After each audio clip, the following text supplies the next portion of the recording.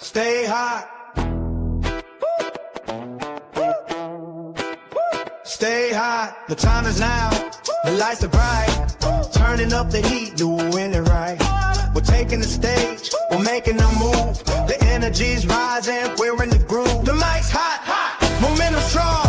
You're in the place where you belong. We're breaking boundaries. We're setting the pace. With Patrick Kelch leading the race. From the biggest headlines to the deepest dives. The Stay Hot podcast is going live. All right.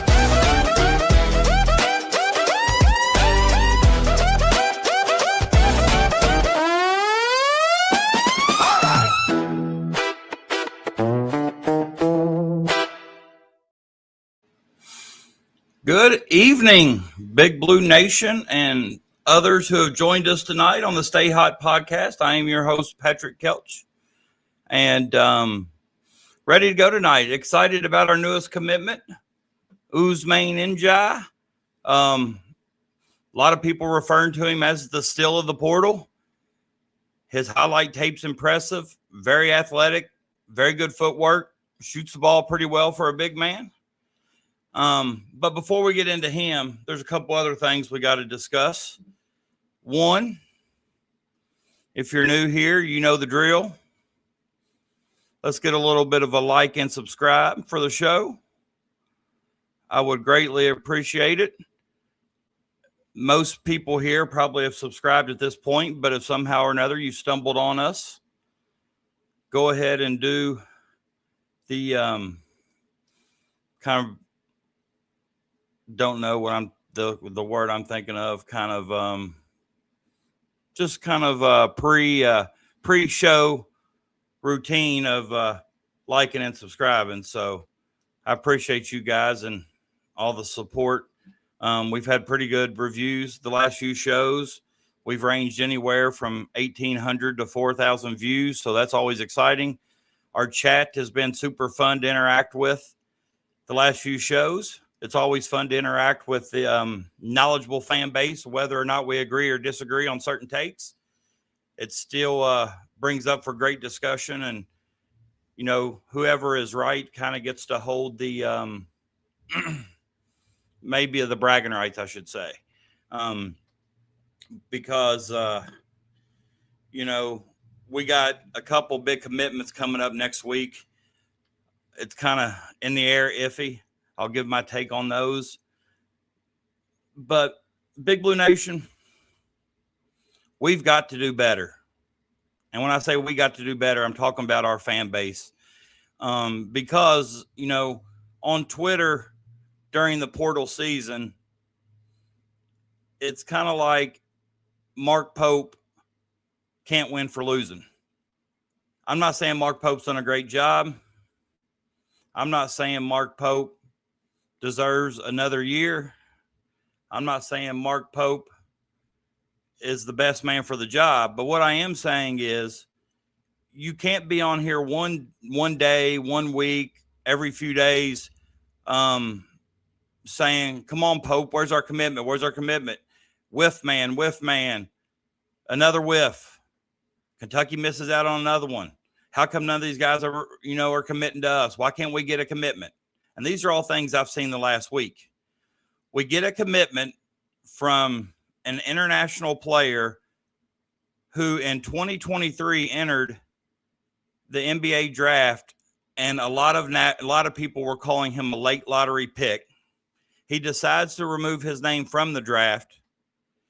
Then 2025, when he entered his name, he did go undrafted.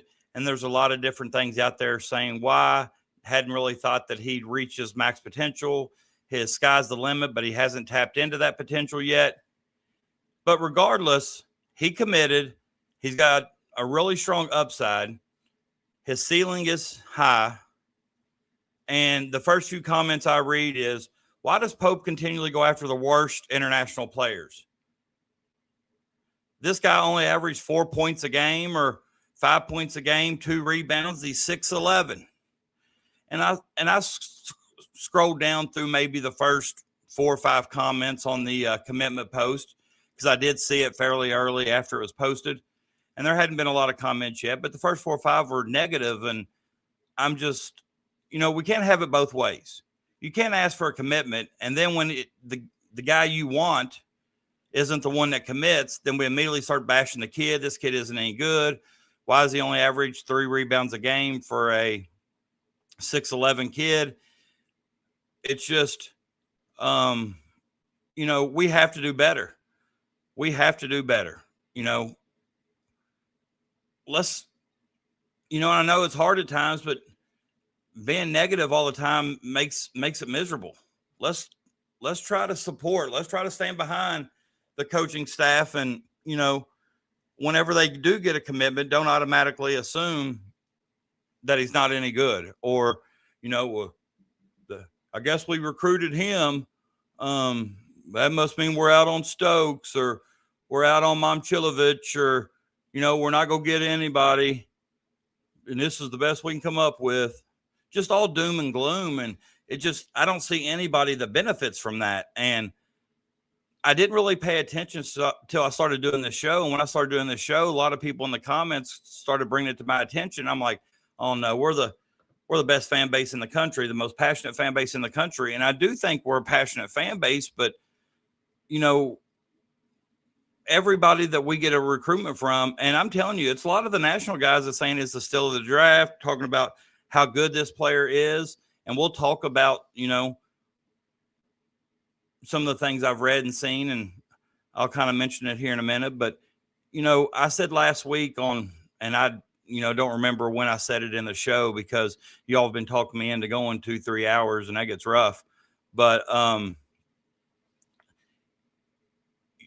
need to do a Mount Rushmore of the worst type of Kentucky fan. And I think on there would be just that unrealistic type fan, or the fan that says they want a commitment.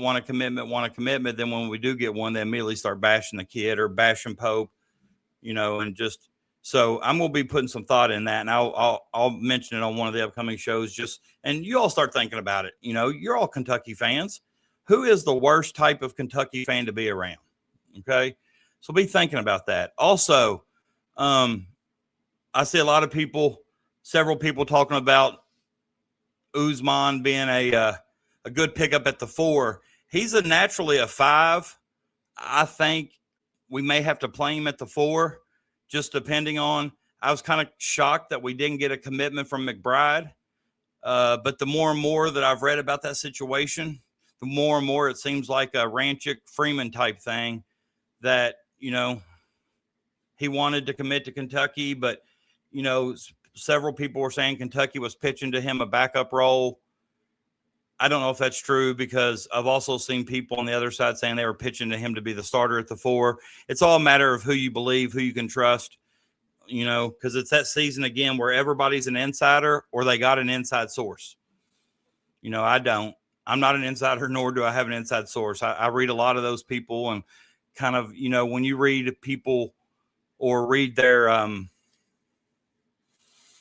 posts or their stories or things that are happening, the more and more you read of these people, kind of the more you learn to trust them if they're right.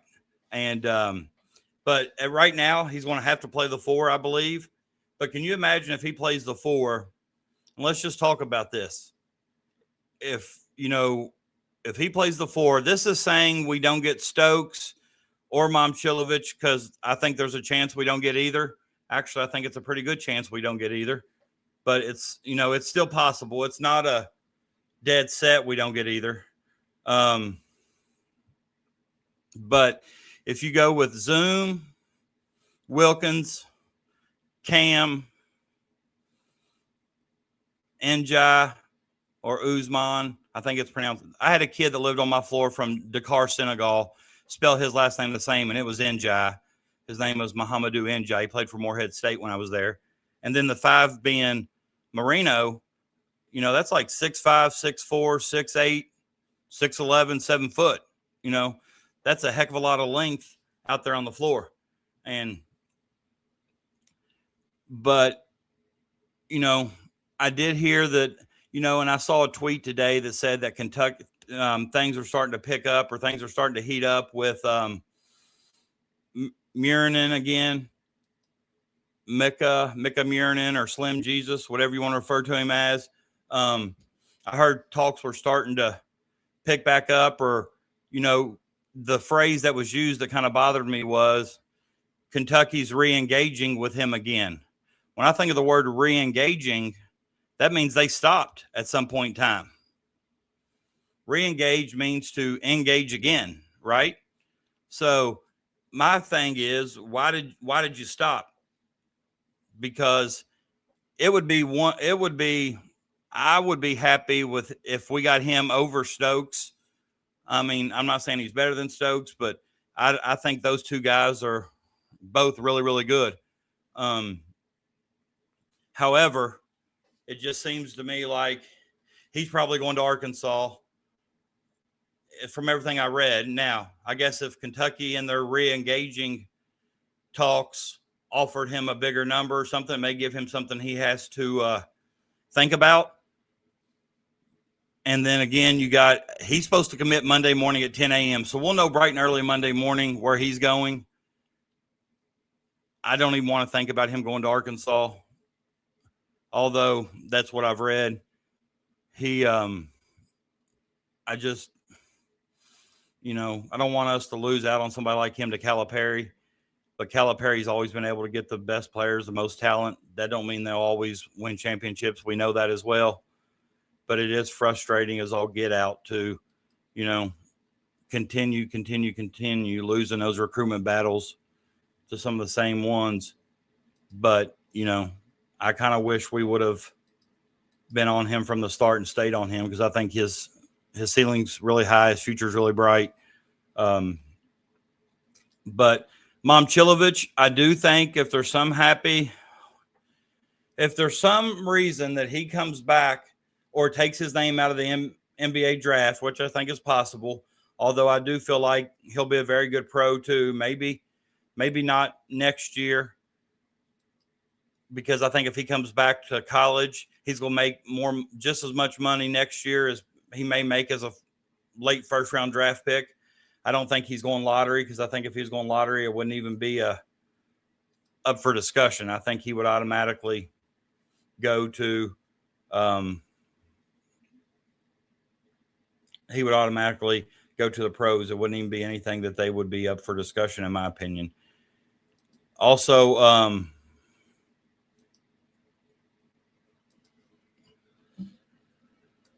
trying to see here. Oh, okay. Let me get down in here. All right. But the one thing I really like about this kid is obviously 6'11". He seems to be able to get his own shot, which at 6'11", any shot you shoot's going to be near impossible to block or, defend. And that's one reason why I always thought Kevin Durant was just a prolific scorer, because he could get to a spot about mid-range free throw line. Then he could elevate over top of you. And from the highlights that I've watched of this kid, and I'll show those a little bit later, it just seems like he's able to do that as well. But, I also wanted to show you, this is kind of something I saw on Twitter today that kind of explains a little bit about him. It says they think that, and this is something I didn't realize, but I guess it's something we got to pay close attention to is, just the academic eligibility. Kentucky doesn't seem to think, and a lot of sources doesn't seem to think, that he's going to have a problem getting cleared for eligibility, which, we've seen in the past like Ennis Cantor, and I know times have changed since then, but we get these recruits or these commitments, then they don't ever get cleared to play at the NCAA level. So, and then it says several factors to support his chances being cleared. He entered the NBA draft in 23 and 25, but was never selected and never signed an NBA or G League contract, which I don't even know if that matters anymore. I know it was pointed out in this, somebody posted this on Twitter, and obviously they did a quick Google search or an AI search, and, this is what was said. But, we've seen players that have played G League already play games at the collegiate level for Alabama, and then you got Dink Pate and several others. I think there's another kid that's already played some G League games. And then the thing at the bottom says Mark Pope wouldn't likely not have accepted his commitment if he thought there were significant concerns to his eligibility. And that's kind of how I feel as well.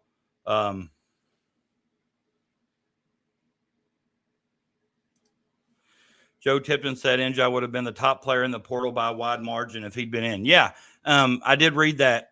And that's why I'm saying, like, it's frustrating as hell that our fan base don't know a whole lot about this kid, but they immediately go to attack him because, one, they've probably never heard of him. But if you go back and look on Twitter today, there were people that were looking at old tweets that talked about Kentucky recruiting this kid, a year or so ago. So, but and Crash says, very, very good point. One of the big differences between Stein and Pope recruiting is Stein stays connected to guys in a long-term and frequent way. Pope does not. And that's the frustrating part with me about Slim Jesus is that, just the whole re-engaging. I know they probably talked to him when they first, at first or whatever, but I think they go through so many things in their mind that they, or pieces they want to fit their system or fit the puzzle. And there's always somebody out there maybe better that they feel like they have a better chance of getting, but those types haven't worked in our favor. And I'm not so sure that McBride's going to commit now. I really thought he would have. I thought he wanted to be at Kentucky when he made his visit. Everything I read talked about how good his visit went. Everything, I was prepared to do a show last night because I really thought, yesterday he was going to commit, and I kept waiting, never saw anything. I talked to a few other people that I know and trust that are, kind of inside the UK recruiting game. And that's where I kind of heard that UK was making a pitch for him to be a backup. He wanted to be a starter. And, then you obviously, and the internet's notorious for this type of behavior, whereas whatever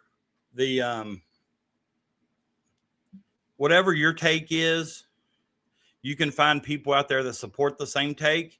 And you can also find a group of people out there that are 360 degrees the other way. So no matter what your take is, if you look hard enough, you're going to find somebody on Twitter, Facebook, Instagram, TikTok, whatever, that's going to agree with your statement or they're going to be against it. And says, I'm happy with him always. Stokes, too, a big inside presence for us. These players are like pro football player veterans holding out for a period of time to see what I can go messing up in the process. Yeah, but not only the veterans holding out because, like, for example, I read today, and this is one of the, before we get into really Ousmane, there's a couple things I want to, talk to you guys about. And I'll show his highlight film and stuff that I've seen for those of you that haven't seen it. I'll show it just so you can see his just his footwork, the way he runs the floor. I think we're gonna like him a lot.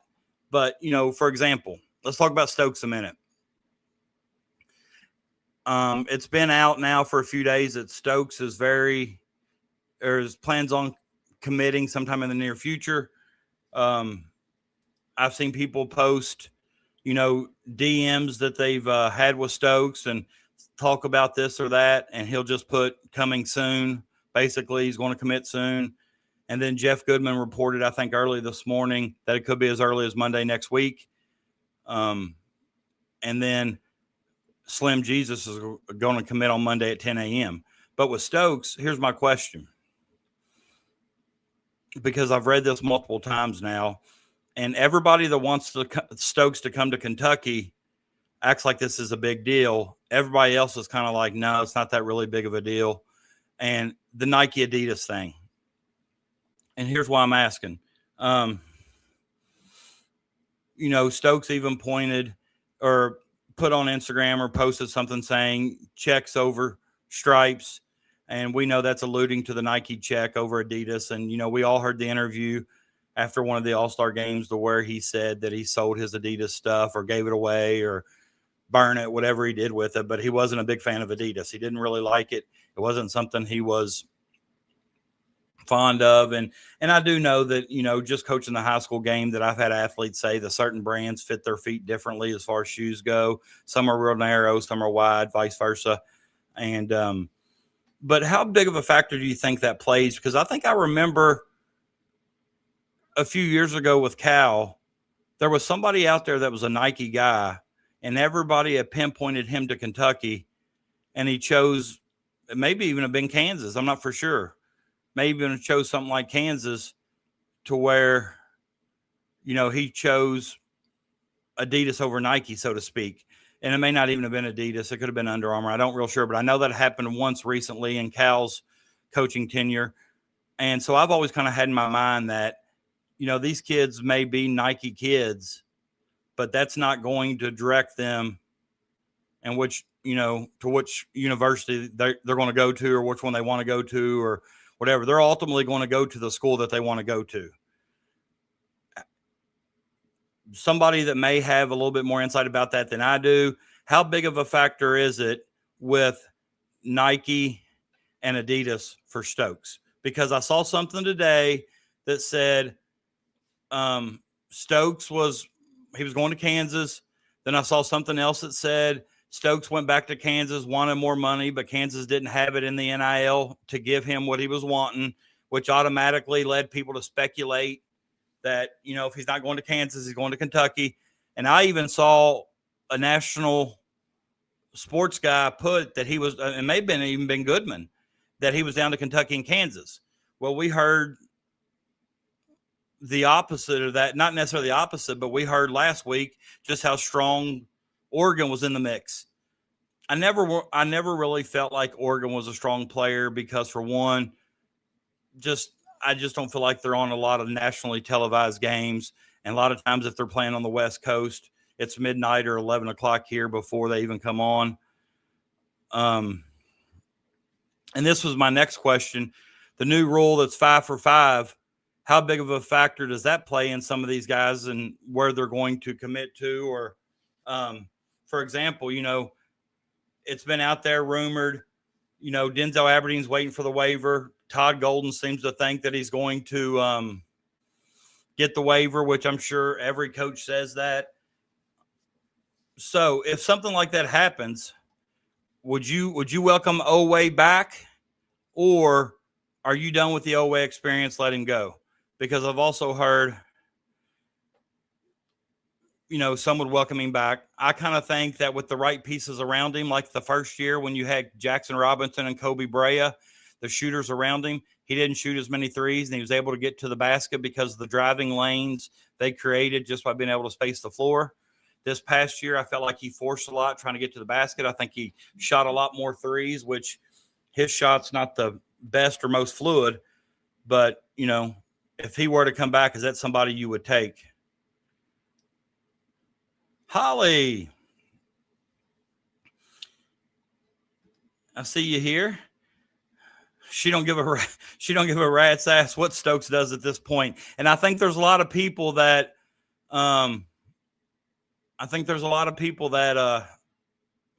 agree with you.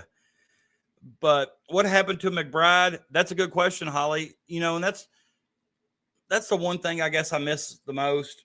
I just felt like the fan base was, I don't know, I just feel like we don't know a lot what's going on, and I know that's their strategy.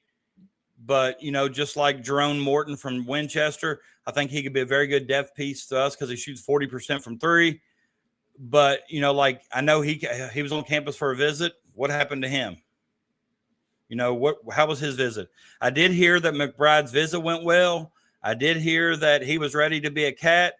Then I also heard that Kentucky pitched a backup role to him when he wanted to be a starter. But there's people out there saying, no, that's not true. They pitched him to be the starting 4. And, from that point on, I don't know. I've even read where he plans on taking more visits. Some of you guys probably know more about that than I do. Captain Crash would obviously welcome Owe back. Jake says, I don't know what that Owe would want to come back. I don't know. Owe seemed to like his time at Kentucky. He seemed to like the Big Blue Nation. I think as harsh as they were to him at times, I think he recognized and understands it. And there's even a couple of times in interviews, not only him, but I think several people from as several players to say, well, we're not playing very well right now. We deserve some criticism. And like I've always said on this show, criticism's fine. Personally attacking the player and their families, that's not okay no matter how you look at it. I'm not so sure what that means. SN. If somebody knows, let me know. But while you're here, I don't recognize your name. Maybe you've been here before. Maybe you haven't. But if you're new here, please like and subscribe to the channel. Like the show. I appreciate it. Same thing with you, Tyrone Dunn. I'm not so sure you've been here with us before, but, thanks for coming by. If you are a veteran, appreciate you coming back. And if you are new, please like and subscribe. But let's continue from my response. I wish they would sign a year contract for these kids instead of giving them all this money to sit on the bench, not play for play. I understand what you're saying. And what I'm going to say about that is, and this is something that maybe you all might know more about than me too.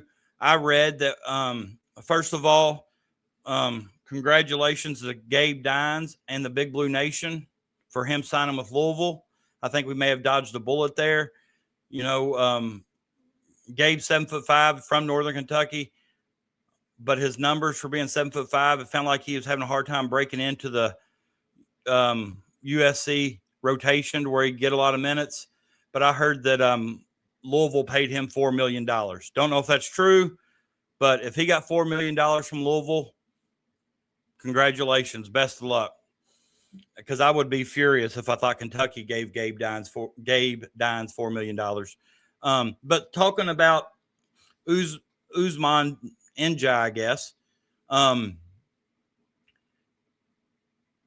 I read they were talking about contracts, and that's what they are essentially now, contracts. And whatever happened to NIL, I thought that was just name, image, likeness. It seems like we've gone into full-blown free agency mode to where we just pay whatever we want. We write up these contracts. And the reason I'm saying that is because I read somewhere, and I don't remember who it was on Twitter, and it was a Kentucky guy that posted it. I mean, he's got a YouTube show too. I don't know if it's Big Blue Rando. I can't remember who it was, but somebody said that the wording in the Ousmane contract was something along the lines of 2 years, $4 million, which would be $2 million a year, which I think that's a great contract for him. But they also have something in there that stated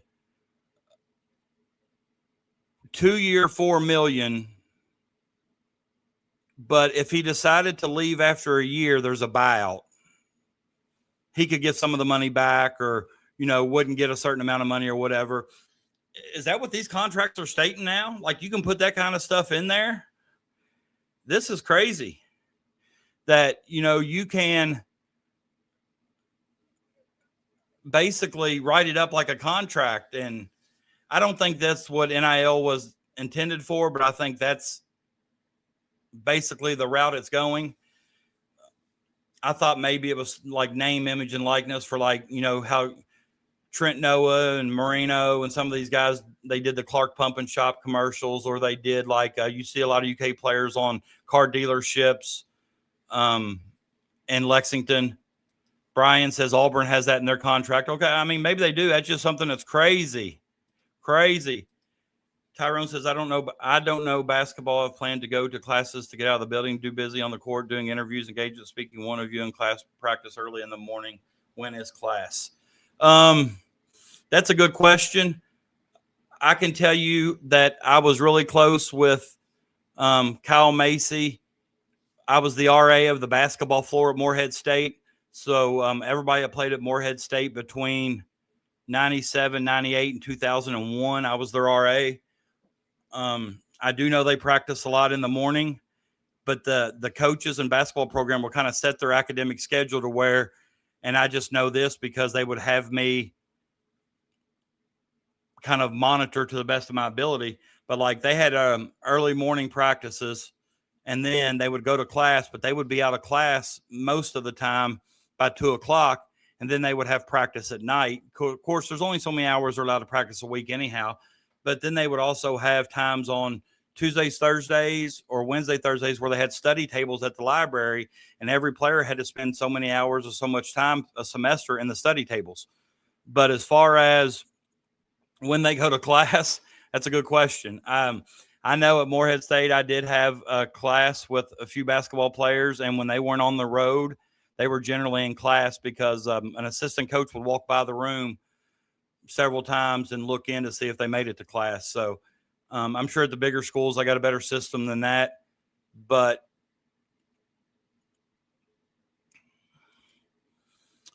Peanut Butter Posse, hey, man, I saw you on the Loyal BBN show the other day asking questions. I absolutely loved it. I think it was, or was that the maybe happy hour with the other Big Blue fans? But I saw your name pop up, and I saw him keep talking to you. Says, I'm not a negative Nancy or a Debbie Downer, but if you watch full games of N'Diaye, it's definitely a work in progress. And I don't think anybody has said that. I mean, the couple things I've said, it said he's a project. But I also know, like somebody mentioned earlier in the comments, that they have said that if he was in the portal, he'd been the best player in the portal by far. And I don't know when they say best player, if they're throwing in kind of like his potential. Like if he reaches max potential and say Fori Badunga reaches max potential, that, you know, Ousmane's ceiling's higher. Or if they're just saying whatever. Tyrone Dunn says he shouldn't get no money back. You didn't stay your 2 years, $4 million, 1 year, $2 million. What is really going on? You leave, you lost. No, I'm saying if the player leaves, he has to give the money back. Like it's like I guess it's like a buyout of a coach's contract. Like he loses some of that money, I guess, is the way I read it, Tyrone. I could be wrong, but that's how I read it. Is what a good question. If I've missed something, I apologize, Crash. There's a lot of comments coming up, and they're all coming up at one time. It's kind of hard for me to see. You could put together a 5-minute Travis Perry highlight reel, and you'd think he's white chocolate. I'm not gonna go that far, Peanut Butter, but I definitely see where you're going to, because as a high school coach, when I had kids that were being recruited, it used to be when I first started coaching, every college coach that I spoke with wanted a highlight tape. And then what's funny was, it was crazy.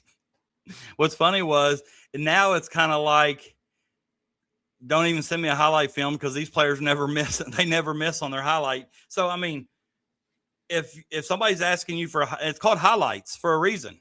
You know, you want to see them when they never miss.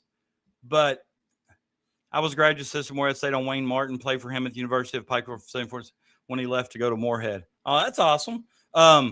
Yeah, Wayne Martin, he's big time at Morehead State. When I was there, Wayne Breeden was Macy's assistant coach from Ashland, and Wayne Breeden, basically, he did all the practices, and white chocolate was my nickname with all. We had tutors at Morehead State back in the day when I was down there in 78, 79 before I went to overseas. Thanks for responding and enjoying your program. This team is going to be better than last. I think if everybody stays healthy, I definitely think it's going to be better than last. But yeah, they when they were on the road, I do know that tutors went on the road. My neighbor a couple years at Morehead was Ches Marks from Paris, and Ricky Menard, who ended up getting a couple of 10-day contracts with Sacramento, I believe, in the NBA. He's from Mansfield, Ohio.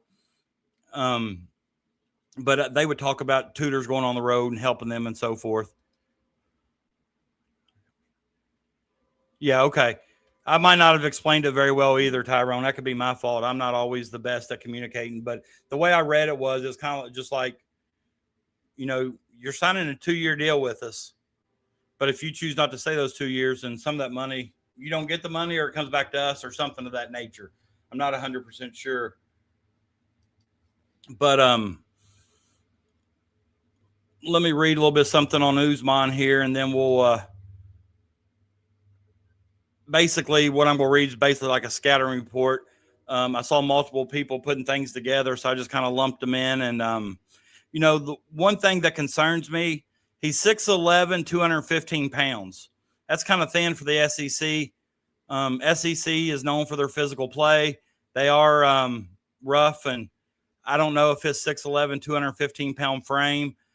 But once he gets on campus, I feel pretty confident that the UK coaching staff can probably put some weight on him. I've noticed here last couple of years when you look at Big Z for Illinois and Arkansas, he looks a little bit thicker, look like he's put on some muscle. So I definitely think it can be done. It says he's been a prospect on NBA radars for years, but it just recently seemed to finally have hit his stride playing in Italy this season. And I know the numbers they were passing out was for one league on Twitter, but I've seen recently in this Italy league, he's averaging like 11.7 rebounds, shooting a pretty good clip from the field. It says he's clearly very skilled, super twitchy, good jumper, moves very well for a big. Didn't have the type of game that gelled well with European coaches, but he fits really well into Mark Pope's system. Would expect him to be a big-time player on the roster this year, although it might take time to adapt initially. And we've seen that not just with international players, but, coming from the high school ranks to a Power 5 conference, it takes a while for those, and I think that, Jasper was one last year. Now, I don't always think, Jasper did a lot to earn more minutes, and we've had that conversation on here before, so I'm not knocking Jasper, the fact that he's signed with Oregon. But, I watched him play in high school several times, and he was a very good high school basketball player. And, it just doesn't seem like his game transitioned quickly. And a lot of times it's what have you done for me lately? And the fan base don't have time for it to play out. And with the portal nowadays, you don't really have time to develop, because if you're from a small school and you develop, what happens? You get poached from a larger school. Or, look at Furman. Alex Wilkins, 18, 19 points a game as a freshman at Furman. Furman probably had a say in developing him, and now look at him. It says the market for C's, I don't know what that means. The market for centers was always going to be very tough and expensive. I don't mind reaching over to the international market for a 22-year-old who's got the 4 or 5 versatility Pope looks for. You can see he's got a reliable handle. He's got an ability to turn the corner and get to the rim from the perimeter. Has the ability to post up from the three-fourths and get into the footwork post moves without rushing a capable shooter with good-looking form, extremely athletic. And that's the kind of the things I was looking for in there. He is kind of built like KD. That's right. Saw Mitchie Boys rejecting his golden ticket position at UK after retirement. I don't know if he's rejecting it or Capilouto maybe have had a conversation with him and told him it wasn't going to happen. But I agree. He's built like KD. People are putting out surveys about Stokes or Momcilovic. Momcilovic is a no-brainer in terms of fit right. We actually have 2 point guards that can get in the paint and spray it out. I think Momcilovic, if you let me pick, if they tell me, hey, Kentucky's going to get the one you choose, I would choose Momcilovic just because he's already played college basketball and had success. There's not going to be a transition period with him. Whereas even though Stokes is uber talented, he's probably not played against some guys that are as physical as some of these college guys he's going to play against. And, even some of the best freshmen we've seen haven't always been dominant at the collegiate level. There's a transition period in my eyes. And if I had my choice, I'd take Momcilovic right off the bat. No questions asked. And I know there's no locker room issues with him. I know a lot of people put that out there about Stokes, and I don't know if that's to be true, but, I know that's not a case. Z finally put on some weight. He looked like he'd lost weight at Arkansas. Yeah, I thought he looked really good at Illinois, and I thought there were times that he played extremely well for Illinois. Bryce says, Captain, I agree, but that's not how the article described it. We know why. Yeah, and Exactly. We know why. Didn't Capilouto say he was going to raise his money for Mitch personally? Yeah, I think he said that, but I don't even know is that even legal. There's so much things. Razorback nuggies don't sound very appetizing. Yeah, if Arkansas gets Slim Jesus on Monday like I think they are, it's gonna make me sick to my stomach. I don't see where Justin Bright committed. Is this true? He hasn't committed. That's what we're saying. Like when he was on UK's campus, a lot of people are describing his visit and commitment thing kind of like the Ranchick and Freeman, and we know how that turned out. One wanted to commit and play. We wanted to wait for the other, and we missed out on both. Now that they signed Ousmane, does that mean McBride's out? McBride don't want to play the 4. McBride don't want to come off the bench. And you're not, I don't see Ousmane coming off the bench. Maybe so. Maybe I'm wrong, but I don't see it. Yeah, he did explicitly say it would not come out of NIL. I do remember seeing that. Less than 50% of chance of getting McBride at this point, according to inside sources, Bri. I have no reason to disagree with that. He reminds me of some of Kevin Garnett, but more offensive-minded, but similar physically. If he gets in the weight room this summer, very good comment, Randall. I agree. I can see some comps with Kevin Garnett. I feel sorry for the high school elite athletes nowadays. This NIL and portal stuff has hurt the young guys. I hate it, and some of them are better than some of the players that's already in college. I couldn't agree more, Tyrone, and here's why. I'm a high school coach in Kentucky. I have kids who I know can play at the next level. But not Division I. I don't have any Division I athletes. That's the truth. But also, I've got some that can play at the next level. I'm talking about NAIA or D2, D3. And even of those levels, they're telling us high school coaches that, they're not recruiting at the high school level very much. They're even looking to get stuff out of the portal, at those levels. So 100% right. And I think it just doesn't sit well with me. I'm not going to lie. I'm always going to be an advocate for the high school athlete just for the simple fact that I coach those girls. And a lot of the girls, the only way they're going to go to college if they help by getting money, getting a scholarship, help paying for it.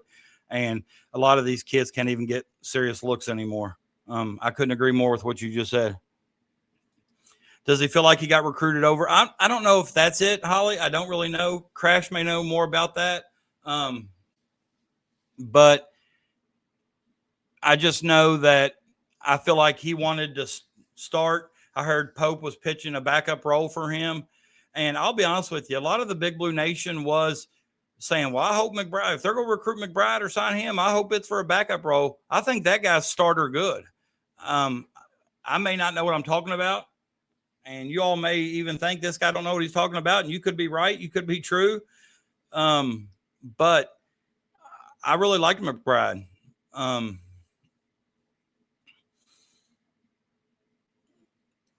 Peanut Butter Posse says San Diego State thinks they're getting McBride. I don't see how anybody in the inner workings of the Kentucky Athletic Department would have to feel comfortable about McBride's commitment.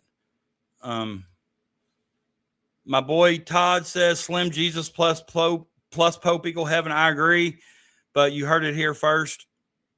We have a very small chance to get Slim Jesus just from the simple fact that we didn't stay engaged. And that's one thing that Captain Crash said he heard that it's one of Pope's weaknesses. He doesn't stay engaged long-term with the recruiter, with the recruit, and may turn some people off.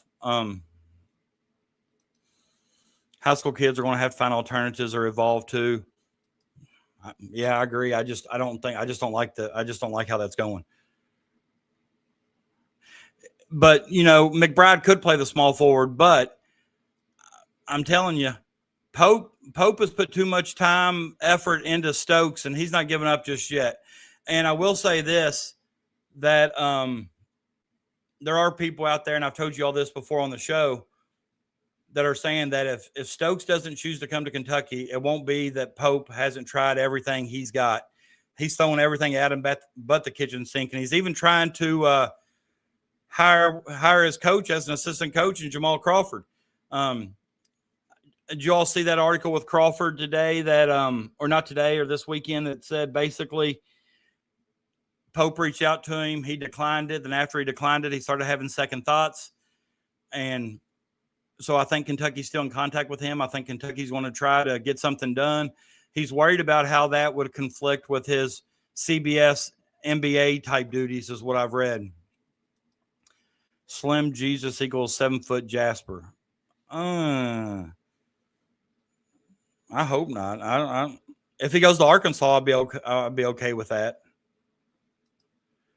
You don't even hear him talking about education no more when they say, because honestly, I don't think that's just not the recruiting pitch anymore. A lot of these kids aren't staying long enough to get their degrees. And if you look at somebody like Stokes, he's staying 1 year. Whoever gets him is getting him 1 year. So, college just isn't what it seems, what it used to be. It's I guess either a stepping stone for most of these athletes, or, you know what I'm saying? I saw where it said that if the 5th year goes through that, Kentucky might go after 2 guys from St. John's. Yeah, well, Kentucky also talked or reached out to that. I don't know. He's a shooter they had, but he would also need eligibility. I can't think of his name. Sion, or no, I don't know. But I also heard Kentucky is still in the mix with Keita. Sion Keita, we talked about him. And it was funny, last show we talked about, that's when the last show I did was the day that we got our commitment from Wilkins, maybe. Yeah, because I think that was our last commitment. Or no, the Hawthorns. Braden decided to come back, and we got his brother. But it's like this light shine on me is hot. Stay hot, Patrick. Stay hot. Don't even know what I was talking about now. I think Kentucky and McBride are both not in a rush because other teams might be more desperate than Kentucky for McBride and will offer more money. And that could be true. Kentucky should have a lot of money to spend on NIL right now. Unless, of course, I always, they're holding out for Stokes. And I know Nike said they'd give $2 million. Was it Kentucky that offered him 6 and Nike was going to give 2, like $8 million? His defense is lacking, I agree. But, Brandon, did you watch this team last year? My gosh. Believe it or not, and is my opinion, but I think Hawthorne is going to be a factor for this team, whether he comes out or from the bench or start. Oh, Tyrone, I don't think you're the only one that's saying that. I'll get to this here in a minute. You're not the only one saying that. But I just don't see Hawthorne starting. He's going to start Cam Williams.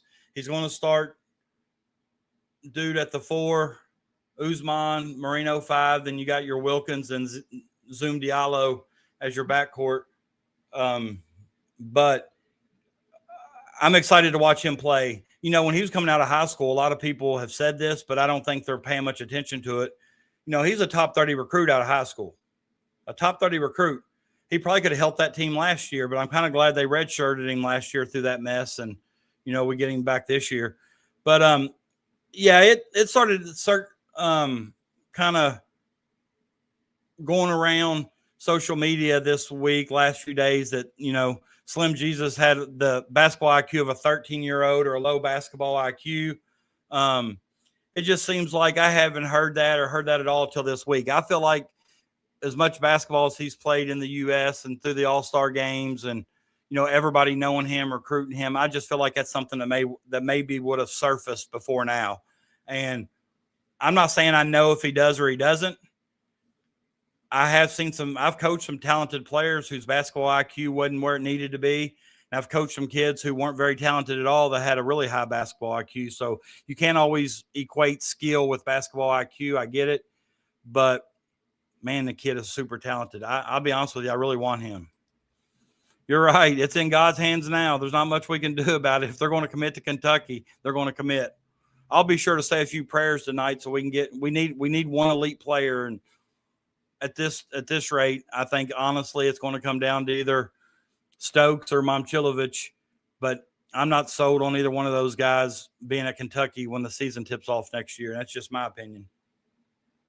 There's some folks in BBN right now that are going to crap all over anything Pope does. Yeah, and that's that's the thing that just gets me and bothers me, because it started with, of course, it's been like that the entire portal season. Although Pope's told us multiple times to let him do his thing, let him cook.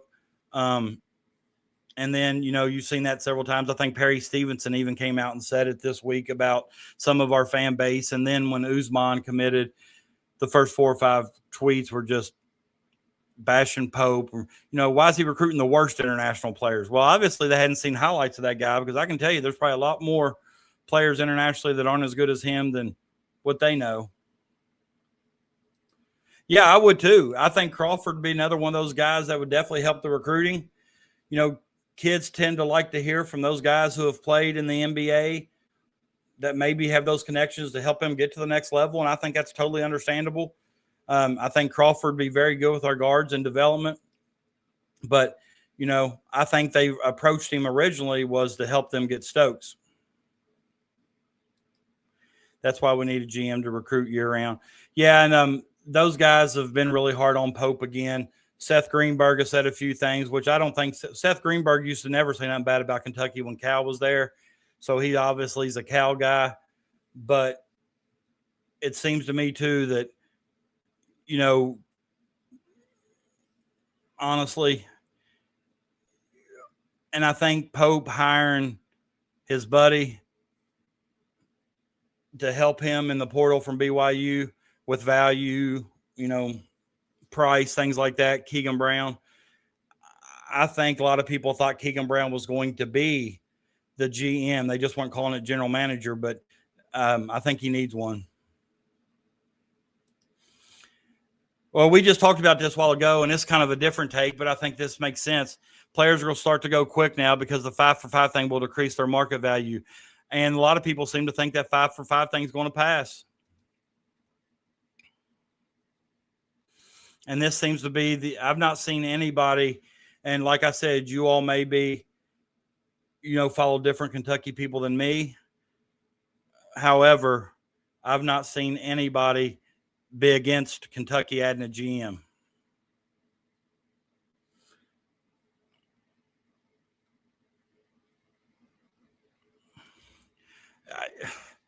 I don't either, and I don't know why. Maybe,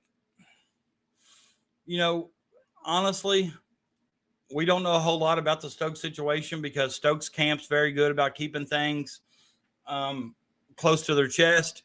Pope and their staff doesn't say anything regarding recruiting, but I will say Stokes is loving it. He's loving the attention.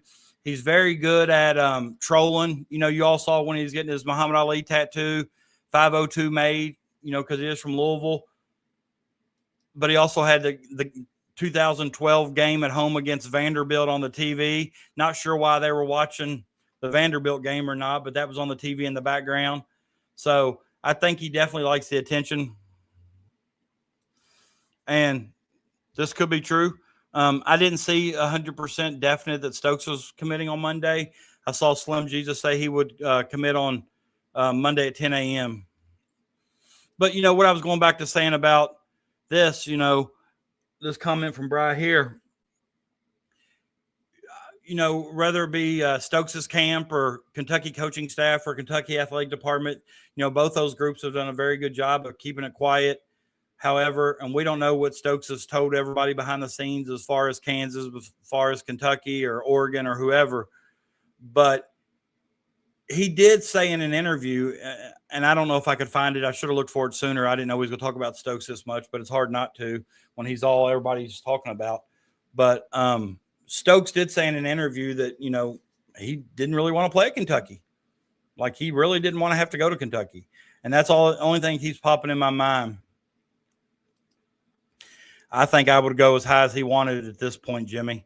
I think I'd go as high as he wanted.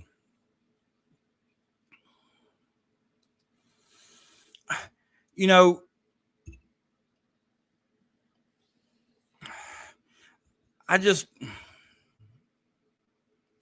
don't know. I just don't think I'd be for this 5-for-5.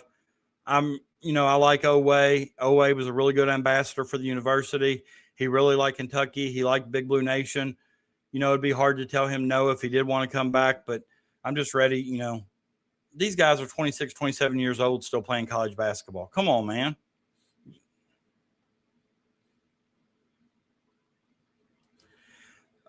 Big Blue Cat, I think he's going to Arkansas. All the smoke today and late last night started to have him trending to Arkansas. If you're talking about Slim Jesus, that is. Oh, your nephew, Josh. Yeah. Brent Bach, the athletic director there at St. X, he's from the same school I graduated from. So, yeah. Yeah, I know Josh Lindsay. Put on a show at the state tournament. We're not big fans of Clark County around here, and Clark County's in my region. So, that's enough I'll say about that.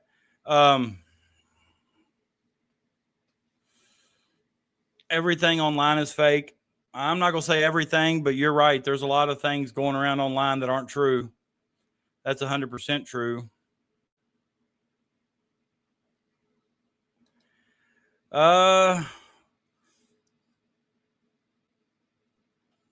Don't know if I have any thoughts on this. I agree with some of it. I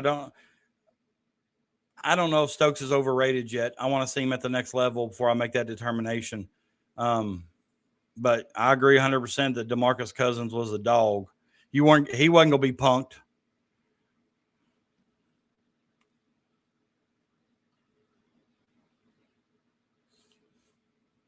Well, and I'm also, multiple people that I've talked to recently have said,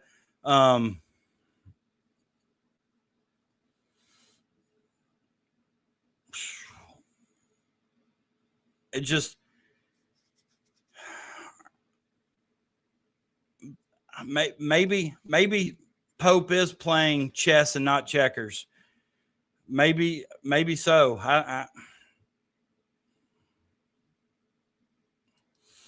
I'm comparing the narrative. I think Stokes is a dog as well.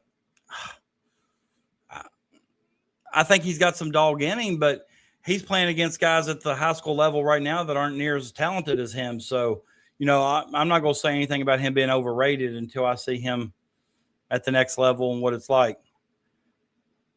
No, Tyrone. Jasper Johnson went to Oregon. When he left Kentucky, he signed at Oregon. And Stokes has Oregon in his final three, but he hasn't said where he's going yet.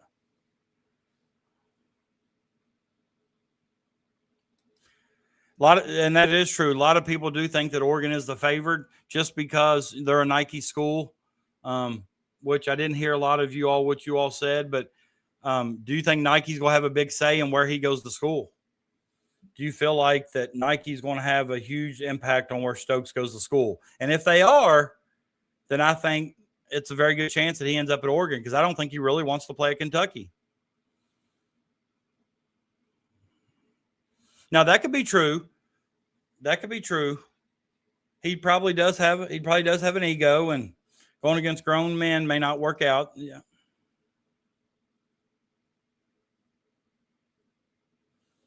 When you say I think they are putting most of the NIL on other sports like football, who is? Kentucky? They just spent $22 million on a roster last year. I don't know if they're putting it all into football. Oh, I saw that too, Bruce. Bruce, if you're new here, give me a subscribe, please. Like the show. I appreciate you coming in. But I did see that on Twitter. Somebody said that he'll probably back up his commitment now because it leaked on Twitter. I think that was just somebody being facetious, honestly, but I did see that. Jimmy says some teams are laying off the portal thinking the 5-for-5 rule is going to pass. Yeah, you're right, because if the 5-for-5 rule does pass, it's going to get even wilder. He's used to being a big fish in a little pond. He is. Bruce says he won't go to Oregon. I was right there with you, Bruce. I'm not going to lie. I was saying the same exact thing, and I said it for a long time, but it seems to be like Oregon's seriously in the mix for whatever reason.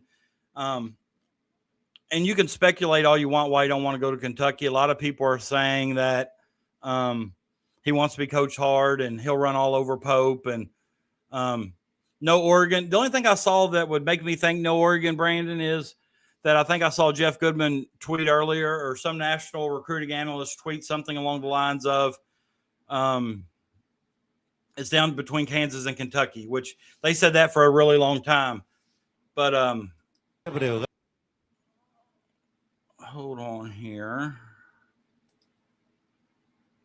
In casa dell'ultima jornada contra 7 secondi per tirare. Lungo Veronese. I don't know. We're gonna have to listen to the commentating in a foreign language, but these are kind of highlights of Ousmane N'Diaye here. I think it's definitely. Let me see if I can make the screen bigger here. Oh, that's going way back there. It won't let me make the screen bigger. visitar Breogán y jugar en casa dell'ultima jornada contra UCAM Murcia. Perché stavolta lo sbaglia. Bravo. But just watch him run the floor. I mean, just 6'11" guys. I know they're getting better, but that's a high-level shot right there. That's just big shot making. You know, we have people on here in the past say, you know, that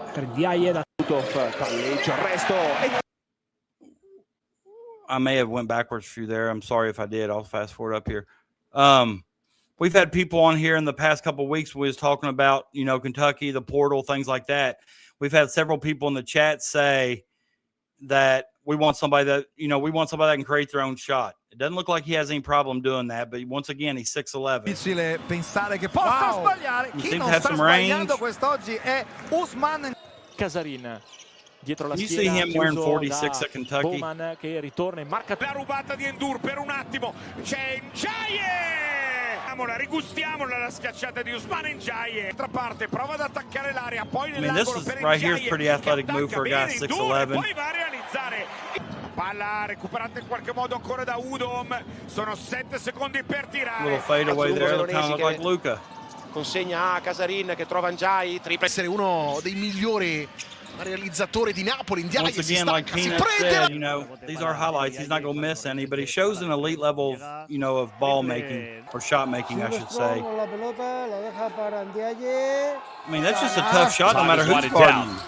Senegal's going to have to take this quick three, beat the shot like the bang. Cerca ancora di sbloccarsi N'Diaye, una finta, Look at that. That's just, passi, poi lo step back. you can say what you want. Nobody's defending that. You're stepping back, elevating over top at 6'11". Nella media si gira e con il Di N'Diaye dimostra di aver lavorato e come a rimbalzi, fatica con il palleggio ma lo mantiene vivo. Ultimi 8 secondi. Well, I don't know how many games they played, Brandon, or I don't know, you know, how long their season is, if it's just started. But also, don't know how many minutes he's playing.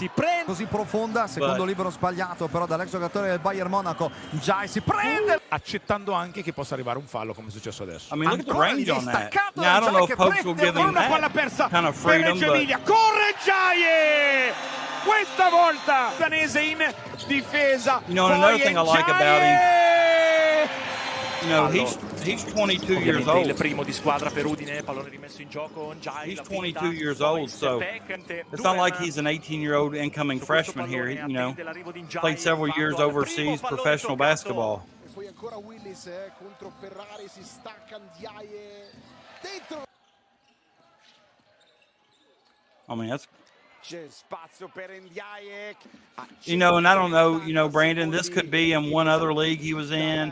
This may not be the Italian league, but there's been several people saying that he's playing in the best, you know, one of the best leagues now internationally as far as talent and opposition. And, you know, he's just now starting to really hit his stride, which I think Kentucky can be coming in. And they flush it down. Kentucky be coming in at the right time for him. I mean, look at that length. Just look at that reach. Took about 1.5 steps from the three-point line. He's just got such a high release, and N'Diaye vuole correre dall'altra parte a segnare. Si riparte con una rimessa laterale. Vedete anche il dato delle palle recuperate. Al terzo successo consecutivo, qui N'Diaye con le situazioni, palleggio, arresto e tiro. Per Cantù, ora perfetta parità a quota 9, N'Diaye prendendo Questa partita fino agli ultimi possessi. Jones scarico per N'Diaye, ne ha appena messa una, ne tira un'altra. C'è un canestro facile, c'è un tappo, c'è un nastro, un pezzo di I mean, he seems to have a pretty quick release, catch, shoot. Poi si butta dentro, lascia spazio al suo playmaker MVP. Lui non neanche Pick and pop guy like you want at the 4. I guess the one thing I would want to see, you know, because I know as a 4, he'll run a lot of pick and pop. He'll run a lot of stretching the floor, but I want to know what his vision's like. You know, what kind of passer is he? And I don't know if you see many passes from him in these highlights.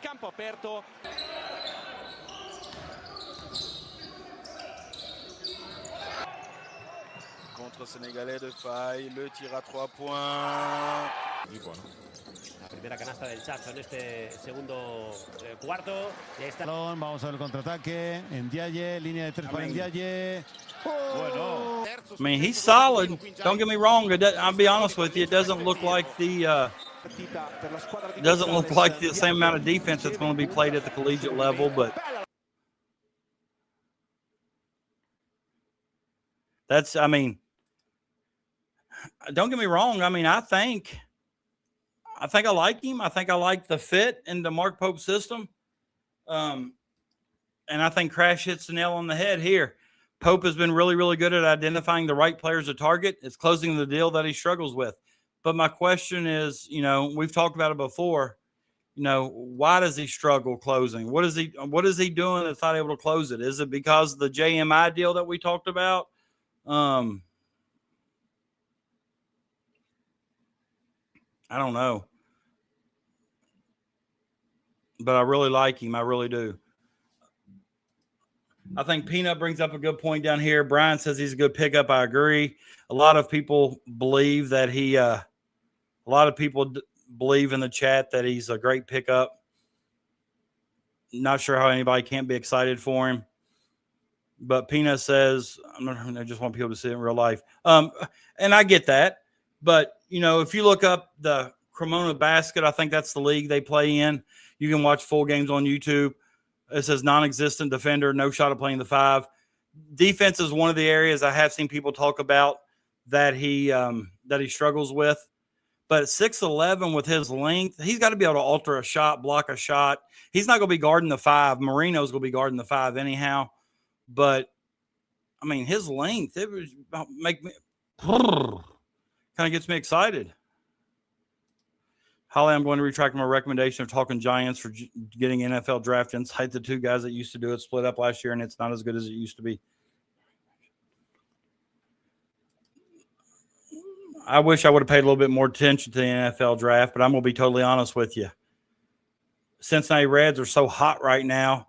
I wanted to focus and, you know, I wanted to kind of focus on baseball and the Reds because that could all change at any point.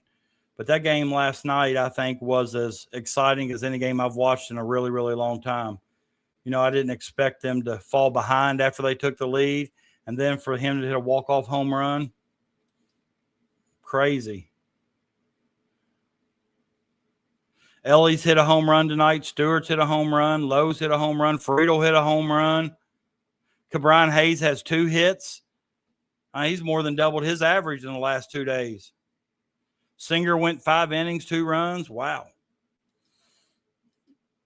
And, you know, and Peanut, I kind of appreciate the fact that you I'm not going to say playing devil's advocate, but you're bringing out some stuff that other people aren't mentioning or saying, because I think it is true that, you know, we see what we want to see sometimes as players or coaches or fans. And, you know, sometimes when we talk a kid up that commits, we talk them up like they're perfect.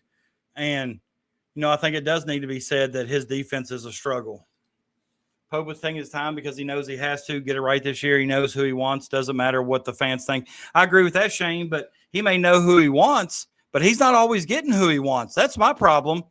You know, that's one thing, you know, I always heard about Cal. Cal would give you a list of players that he wanted, and he'd get 85, 90% of them.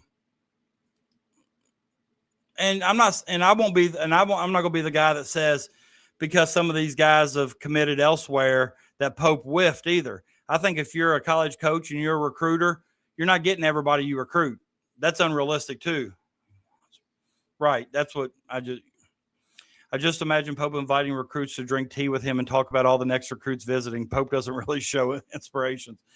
I seem challenging them to like a checker game or whatever. you know.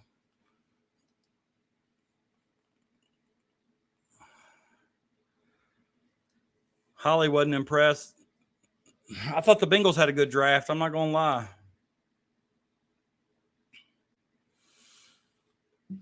You know, and it's crazy because, you know, all we're going to hear about the next few days is Stokes because his commitment is looming near.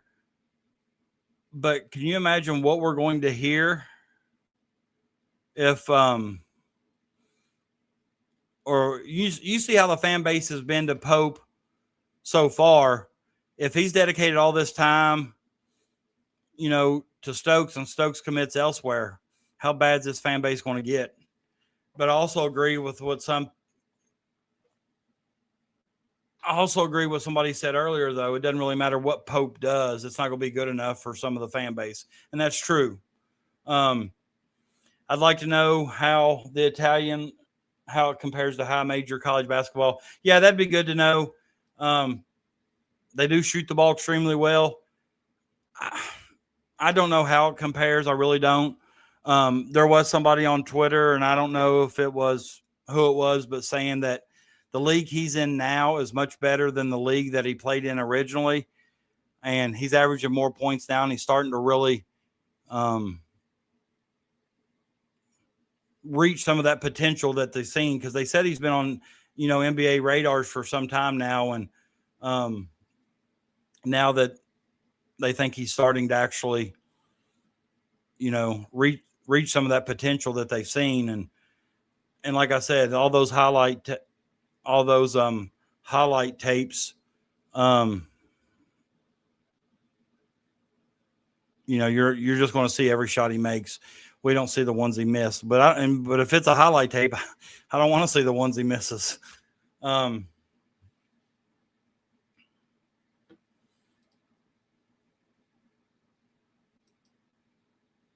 right, I'm looking on here see if there's anything else college basketball wise going on. A lot of my timeline tonight are Reds. Still people talking about Ousmane.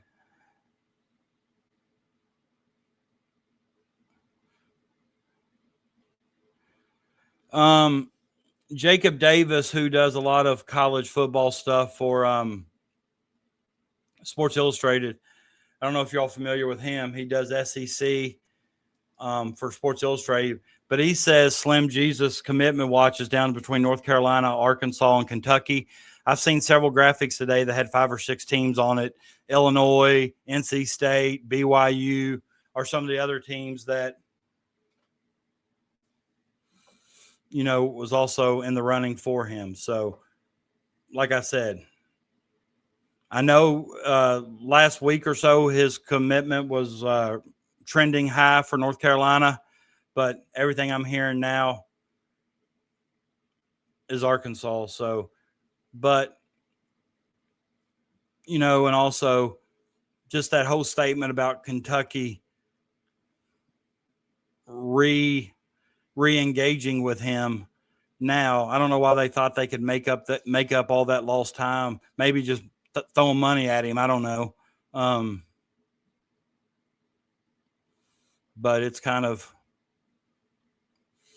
frustrating to me that here we are needing players. We need an elite talent, and we try to pick up somebody. We try to get back in the mix with somebody who's committing in 2 days. To me, it's just frustrating. I'm not gonna lie.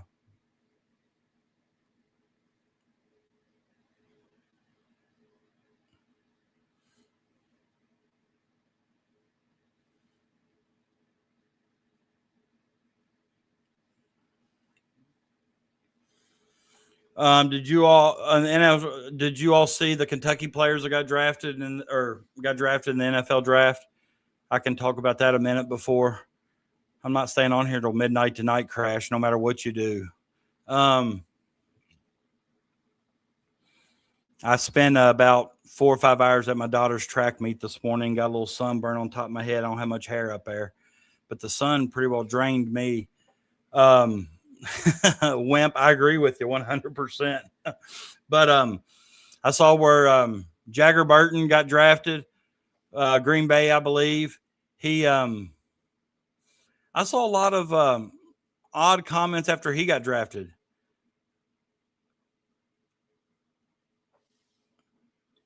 Just how in the world he get drafted. He didn't have a very good career at Kentucky, blah, blah, blah. Once again, it's Kentucky fan base being negative towards one of our own.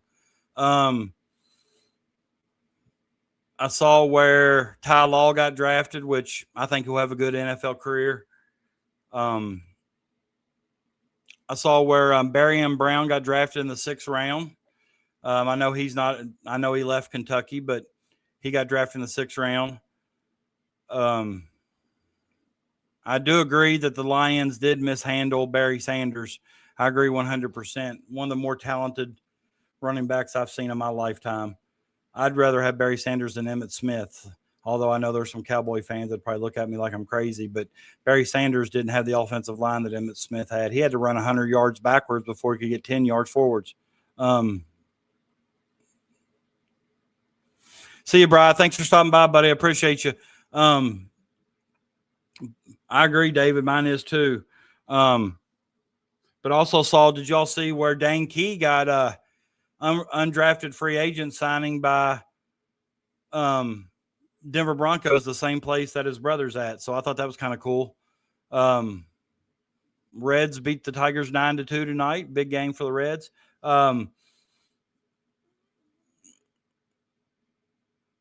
But yeah, Dane Key, don't want to sound bitter in my old age, but Dane Key, Barryon Brown leaving Kentucky, they wanted to go better opportunities to help improve their, NFL draft status or whatever. And then Dane goes undrafted, and then Barryon gets drafted in the 6th round, I believe. So, I mean, that's one thing. And I think, help me out here, Crash, Holly, some of you guys that pay attention to Kentucky football, maybe Pina, whoever, I'm not sure.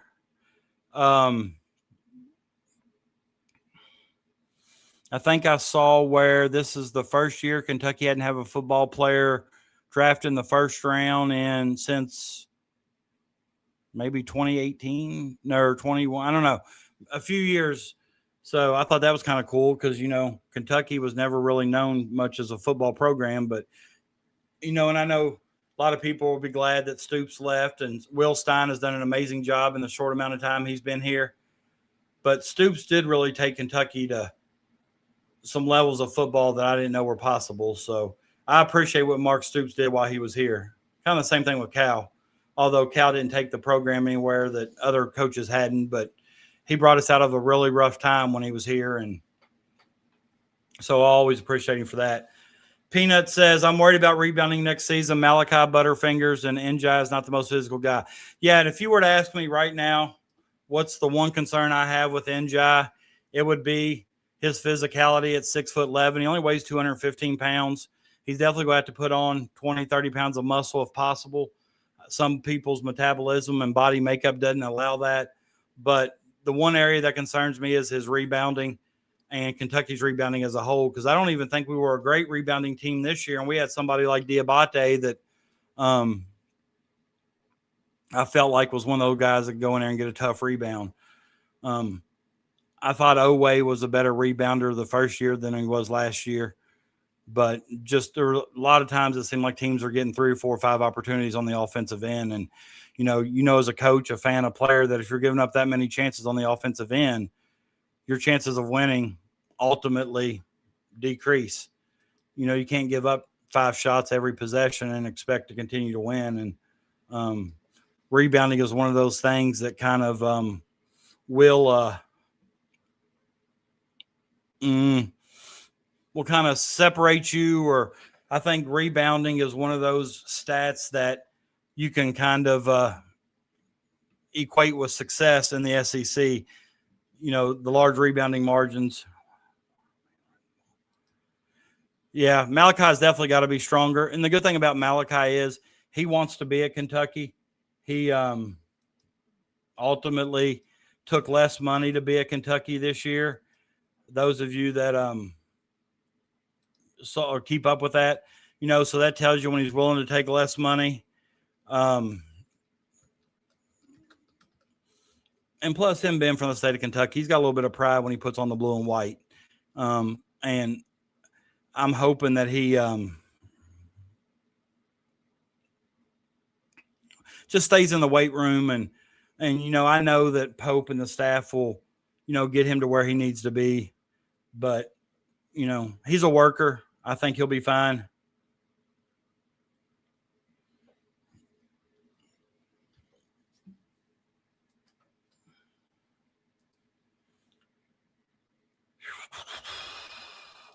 How many offensive rebounds did Kentucky give up to Florida? It was crushing to see how well they played defense against them, only to give them so many chances. I don't know how many it was, but I remember watching that game thinking that I think Kentucky even made a run to cut it to single digits or something there late, with maybe even a chance to get it closer. And several possessions in a row, Florida got multiple opportunities. And if we shoot 35 threes a game like Pope wants to, then the guards should get a lot of boards. I agree, but I don't know if the team we have next year is going to be the team we want to shoot 35 threes. But I do know that's how Pope likes to play. And if we had a Kobe Brea or a Jackson Robinson, I'd say shoot 35. But I want to see how we're going to shoot. I agree. Stoops' player development, like you said, turning 3 stars into great players. I agree 100% with that, because, there were a lot of players that he got that's the situation that it was. And 25 threes at the most this year, I'd be okay with 25, as long as we hit 8 to 10, which I know that's hard to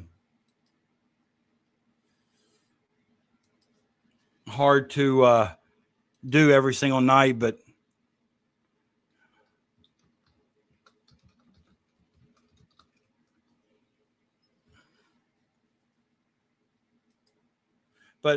I just can't get over watching, and just 6'11" guy like that, just being able to stretch the floor. And, I just remember, Pope's first year when we ran the offense through the 5, like Amari, Carr stepped out and hit a few threes. I just think it just makes it so hard for the defense. And when you got guards like Zoom and Wilkins that can live in the paint,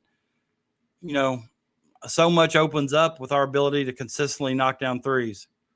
Stop it. Stop it. Stop it.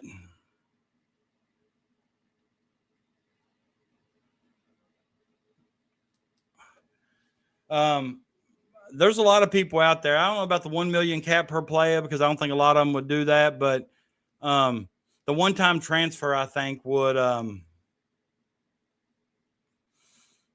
one-time transfer without sitting out or something, I think would do wonders. But L's up, good people. My brother's a Louisville fan, so I can't disagree. A taller Wenyen Gabriel vibes. Hope he's got Wenyen's length. It's obvious they weren't giving Stoops the money. They're giving Stein. Hell, Stoops was bringing in JUCO guys last couple of years. Yeah, I think they were ready for Stoops to go, and I don't know what happened there. I know, when Stoops lost some assistant coaches, and, I don't know. I just felt like the last few years of the Stoops tenure was a little bit different. Yeah, Jimmy, that's kind of what we talked about. His hands, just getting the ball ripped away consistently by smaller guys, or, jumping up to get a rebound, and it's kind of like a Butterfinger situation.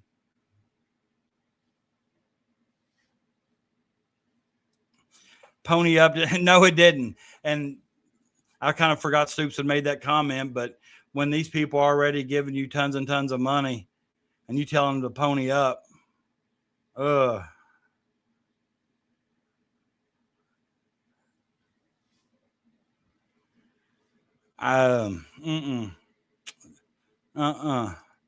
know what he was thinking. That's almost kind of like Calipari making that snide comment about a football school after they lost a couple games or something. And I think that was a lot of it too. You know, Cal and Stoops started having some disagreements and openly. And I just, you know, Kentucky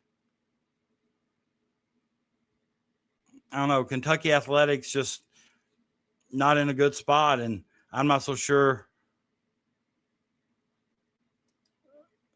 I'm just playing with this stuff. And I'm not so sure, honestly, that it is much better now. You know, when you have Derek Anderson come out and make the comments he made about the program that, you know, he played at. Also, you talk about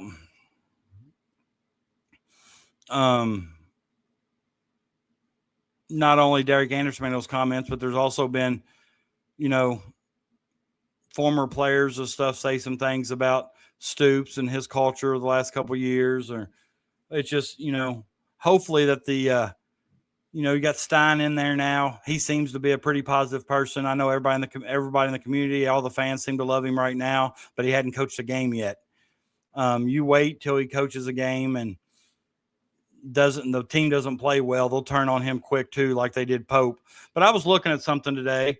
It was on Twitter. They put like Mark Pope in 2 years has won like 13 to 15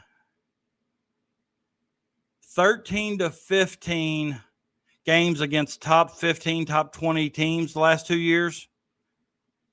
I think it was maybe 8 and 5, maybe 13 games against top 20 teams. And Pat Kelsey hasn't won any. That seems kind of,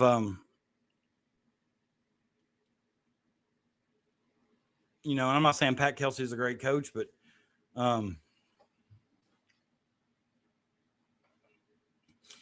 Holly, I agree with this. And you know, you're going to have people that disagree or whatever. You know, I kind of agree with you here, but also, you know, what else I'll say is, I'm not one of those ones who think that Cal quit working because he got the lifetime contract. And I think I've mentioned this before. I think a lot of people say he got complacent, and that may be true. I think anybody that's coached, you know, for a while at the same place, complacency is not a good place to be, but it's an easy place to get to. But the one thing about him is, I just don't think the level of talent in those classes, and he was still having some top recruiting classes.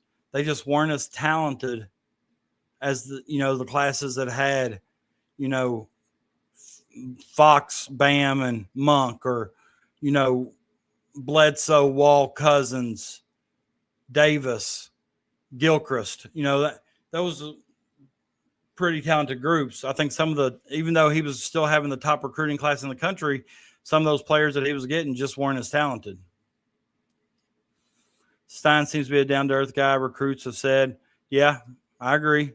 I think he is. He's from Kentucky. Kentucky is Louisville's only top 10 win, I think. This tweet actually said he hadn't won any top 20 games, but Twitter's not always right for those of you that don't know. Pope also had a better second year overall record than Dan Hurley and Todd Golden did their first 2 years. Yeah, and I think if you remember the last show I did, I said that, you know, we're not ready to give up on Pope yet. Let him coach. Well,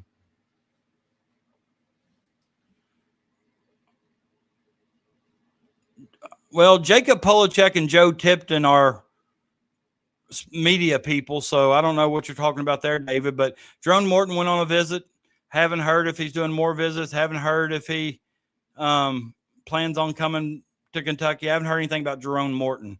As far as that Joe Sonsonen, he's the kid from St. John's, I believe, that I was trying to think of earlier, but he's the one that would need to be eligible. That 5-for-5 deal would have to pass or whatever in order for him to be eligible, I think. So I don't know if he's just a viable option right now just because they don't know if that law is going to pass or not. I think there's a lot of speculation that it will, but I think Jerome Morton could be a pretty good depth piece for Kentucky.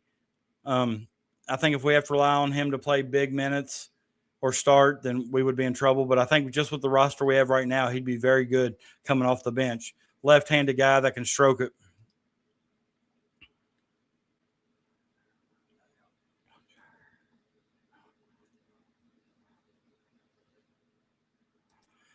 I think he got a little complacent. Yeah, and I think ultimately is when the descent started to happen is when John Robick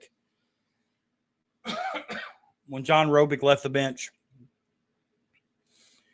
Louisville has won one top 20 game the last 2 years. Let me guess, Kentucky.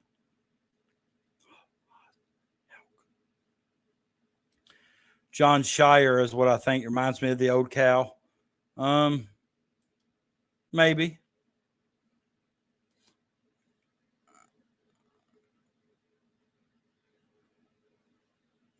Houck and Condon were sub 200 recruit. Wow. I don't know how that was true of Thomas Houck. That kid can play. But Florida's going to be loaded next year. I saw where Duke just got another player back, coming back next year. So Duke and Florida just seem right now like they're going to be so much better than everybody else. And they're not the only two teams that returned a lot. Illinois, I think. John Robick was the X and O guy for Kentucky. Yeah, but I don't think Cal and his Kentucky teams ran a lot of X's and O's. I know Robick did a lot of the scouting and game prep and planning but what I'm saying is that's when Cal was going through the positionless dribble drive basketball. They get in the paint, lob it up to Davis or, whoever else. But Fox and Monk, Murray, those guys were all elite at getting in the lane, getting shots. Murray could create his own. Bam, another dunker spot. Pope couldn't keep those guys 4 years, though. Nowadays, nobody's staying 4 years. But you're right. I think Houck would be a lottery pick for Florida. I really do. And, he's coming back for another year of basketball. I'm not 100% sure how Golden pulling that off. I'm sure it's probably going to be a pretty hefty NIL package for him, but he's really good. Amen, Holly. Amen. I just don't know if last few years Cal was there and, this year we had anybody that could really go make a play. I think Oway was the closest that we had, but they're saying they paid Houck $8 million. I might even say he's worth every penny of it. I don't agree with that. I don't think you guys realize how hard it is to win titles.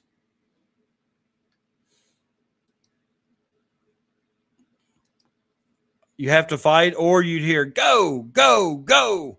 I know I went to a UK game one time, and I sat in the lower arena, but it was kind of up near the top part of the lower arena, and Cal screaming go on every rebound. And I mean, he was saying it loud enough over top of the fans cheering that, like,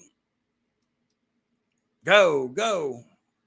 And it makes you think, is that all they hear at practice is go or fight, fight, fight? I mean, but no, I'm not going to agree with the rosters Cal has. He should have 5 or 6 titles.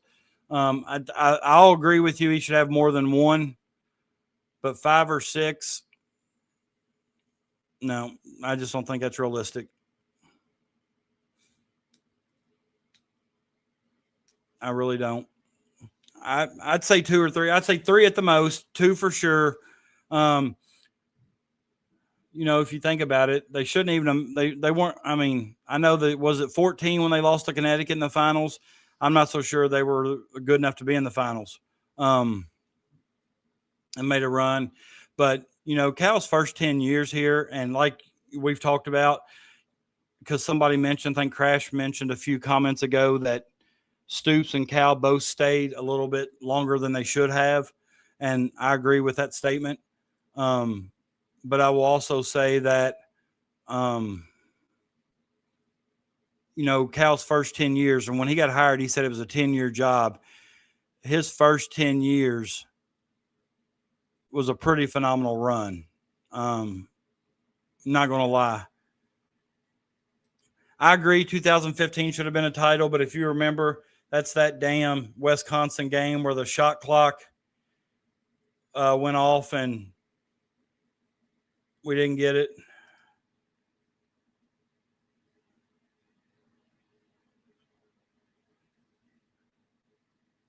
It's not for. I don't know what you're trying to say there, Shane. But 96 is probably the best college team of all time. It's funny. I say that, then Crash says, "What do you mean, Shane?" Yeah, maybe if not for 96 Cats, I think Humans would have won it. Are you saying that the 96 team was not human? Which they had like sorry, my knee hit my desk here. They had 12 McDonald's All-Americans, I believe. When I'm in a bad mood about Kentucky, I go to not always YouTube, but I find other streaming places to where you can watch 96 Kentucky games, and it makes me feel better about it.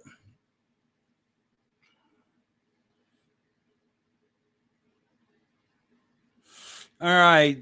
Once again, we got close to 100 people. I don't know how many are new, but if you are new, please like and subscribe to the show. My subscribers have been going up pretty regularly at a pretty high clip, but we've got to get some more subscribers so we can get out to more people. I think I started the show at like 527. Now I'm at 531. So if you're new, 532 now. So we did pick up another one. So we need to find a way for get more people to share it. I did get a few people today on Twitter to quote tweet it or whatever. When I shared it on Twitter, I did get a few more people to share it. So I think that helps a little bit. But seeing if there's any more Kentucky news.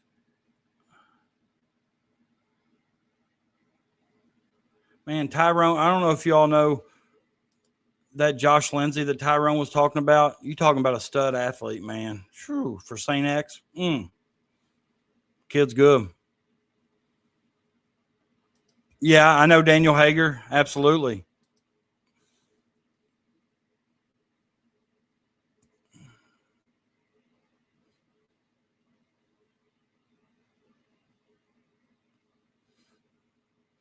Yeah, I see where now they're saying, could Monday be the day for Stokes? They're not saying that it's going to be Monday. I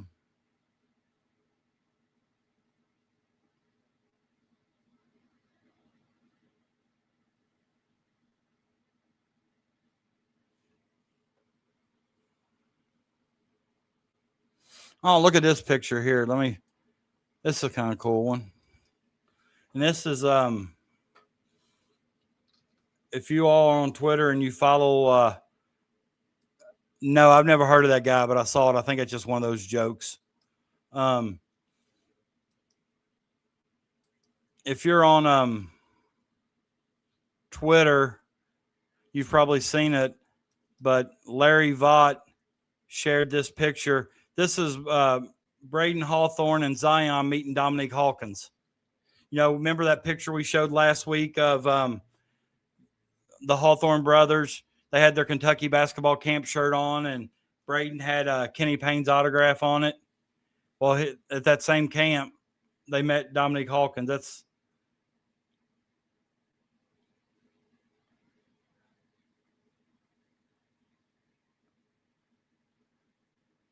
I think that's pretty cool. Love Dominique Hawkins. No, I don't think he is. I mean, if you think about it, what's his name? I'll look up. Grayson Compton. I saw that.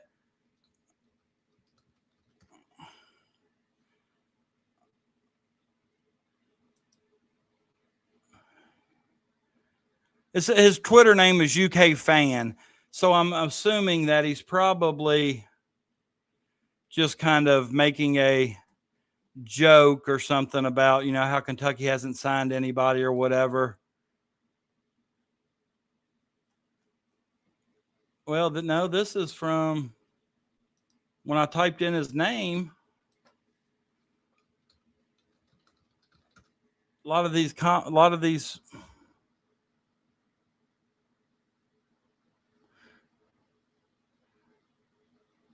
I see a lot of Grayson Burton, but not really Grayson Compton. I honestly think that was a joke. But no, 15th man would be in the range of Zion. Love Dominique Hawkins. Madison Central, baby.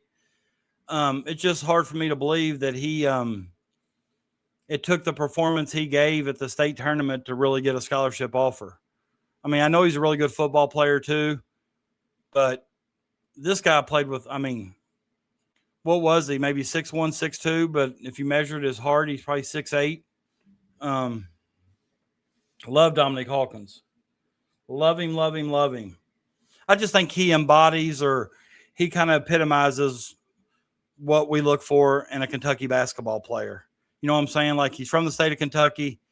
He just bled blue, put everything on the line every time he stepped on the floor. And if you remember his senior year, he started getting a lot of minutes, and he made big shots in the like SEC tournament and stuff. Like, he had a really good senior season for Kentucky.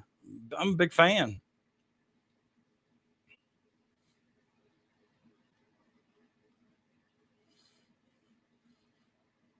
But I think we're at the point too in the portal where, we just got that commitment from N'Diaye, and I think honestly that we're going to have to start getting another commitment soon. I think I haven't seen as much negativity out of the fan base here recently, but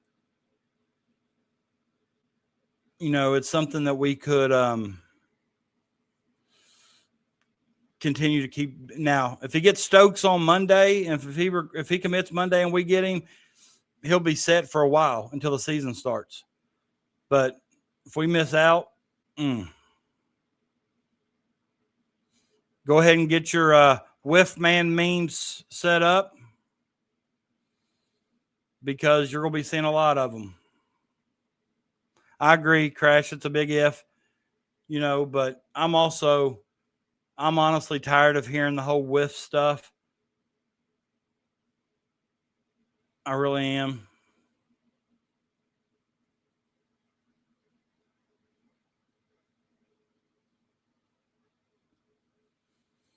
I was looking through this Kentucky group chat I'm in.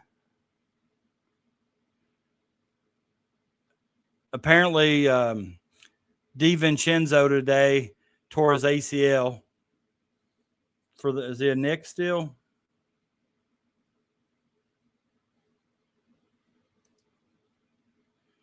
Let me share my screen with you here. Well, first of all, I got to take.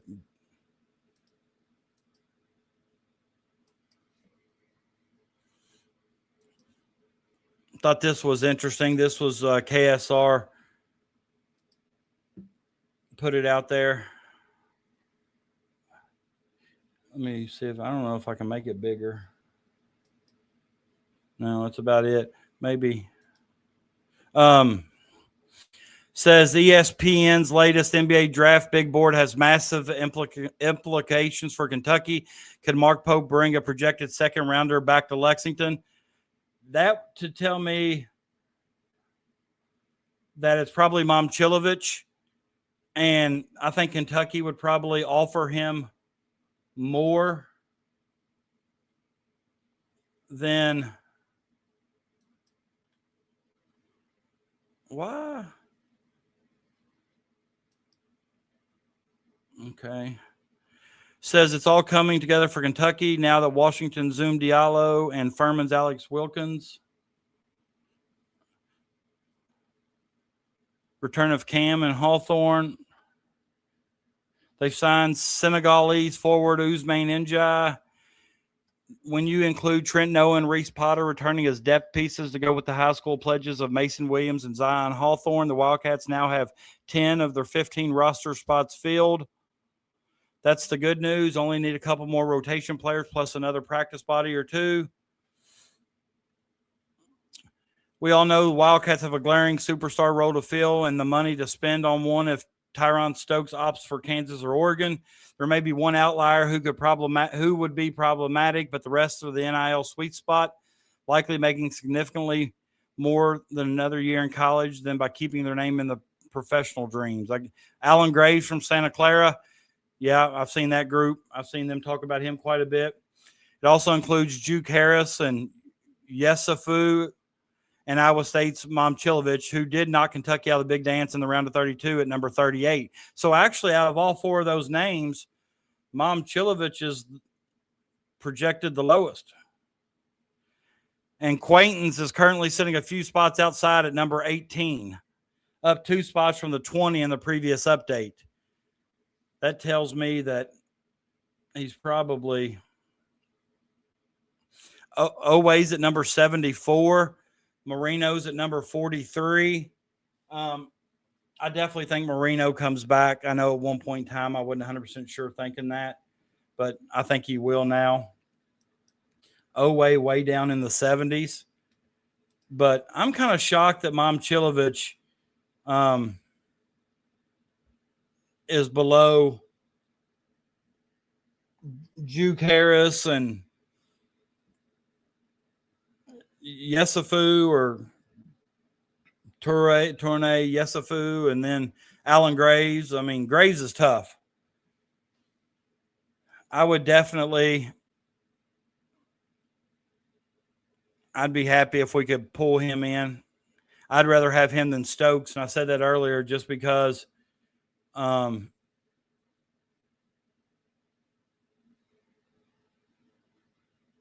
he's already proven. You know, he's been a college player for a few years now. He's already proven. It's not like Stokes, who's going to have a transition period coming to Kentucky or college.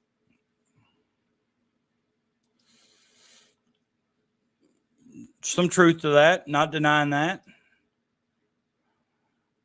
I definitely agree with this. I mean, they're going all in on Stokes, no doubt about it. And when they're going all in on Stokes, I definitely think that has hurt them in recruiting. You're not going to get anybody at that position to commit or visit if they think that they're going to, you know,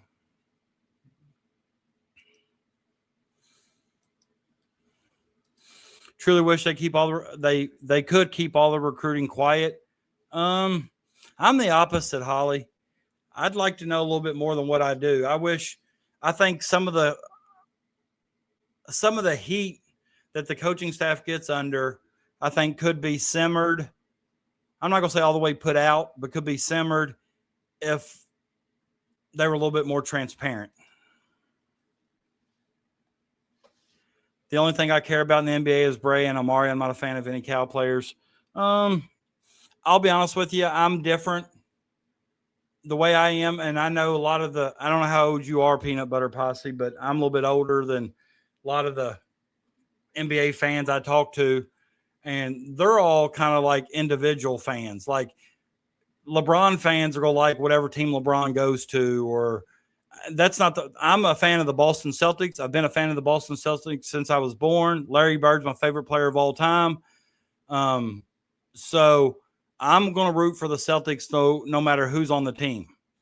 You know what I'm saying? For example, you know, I love Jason Tatum and Jerome Brown, but if they go somewhere else, I won't keep up with them anymore. And whoever the Celtics have at that time is who I'll watch. And I love that Amari is a Celtic because that's one of the Kentucky guys. And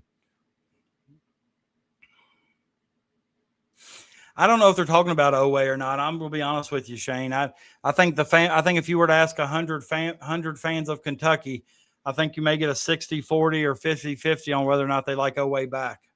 I know a couple of people I talk to say absolutely not. Send him on. I would take him back in a heartbeat. Okay, but let's talk about this. You take Oway back. Obviously, he's a 3, or you put him at the 2. If you put him at the 2, that means Wilkins or Diallo not going to start. Probably Wilkins. If you put him at the 3, that means we don't have Stokes, and that means Cam's probably not going to start because they're not going to start Cam at the 4. They're going to start Ousmane N'Diaye and then Marino at the 5. So if you bring him back, that could potentially cause more problems. And I don't know what did they promise Wilkins and Diallo they'd both start? I'd say probably so. I'm with you 100%.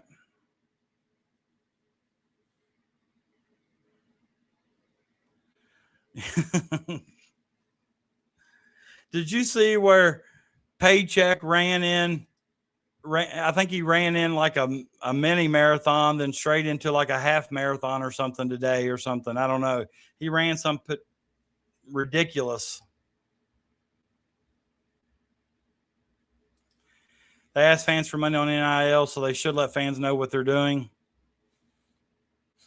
The only thing I'm going to say with that is, Shane, is when fans at basketball games start getting unruly and start acting crazy and nuts, the one thing I hear from them that I just cringe about is, well, I paid my $5 to get in here. I can yell and scream all I want. Well, no, you can't. Oh, that was Nick Roush? I thought it was Polacek. That does, I agree. It does. You know, and if you remember, do you remember last year, was either before the Louisville game or after the Louisville game in the locker room, supposedly there was some kind of tiff, and people speculated what caused Kentucky, you know, why are they playing so bad or why are they playing so good? Or I think that after the Louisville game, they had one of the rough patches or whatever. And a lot of people speculated that something happened in the locker room. I heard everything from Mo Diabate get into some kind of religious argument with a coaching staff member. I heard players sleeping with another player's girlfriend. I just heard a lot of different things. But the one thing I did hear the most was a couple players were sharing their NIL deals and their money, and a couple other players got mad and upset about it, about certain people making a certain amount, or they didn't know how one player who hadn't really performed much at all was making more money than somebody who has performed. Yeah, these were the three that ran, but I thought there was one that ran before, you know, a race by himself before those three ran a race. I know all three of them ran in a race. Yeah, okay. I thought it was him that was early. I wasn't for sure after. I thought maybe I'd misread it after. Crash ain't usually wrong from what I've gathered. So when he disagreed for me, I immediately thought that I was the one that was wrong. God, you guys are great.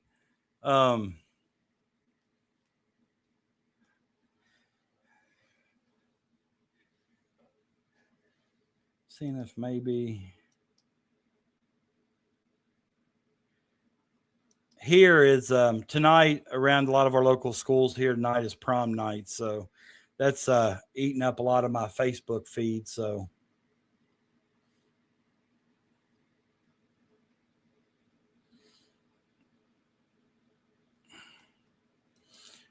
I spend very little time on Twitter. So Twitter is really the only social media that I actually open and pay attention to.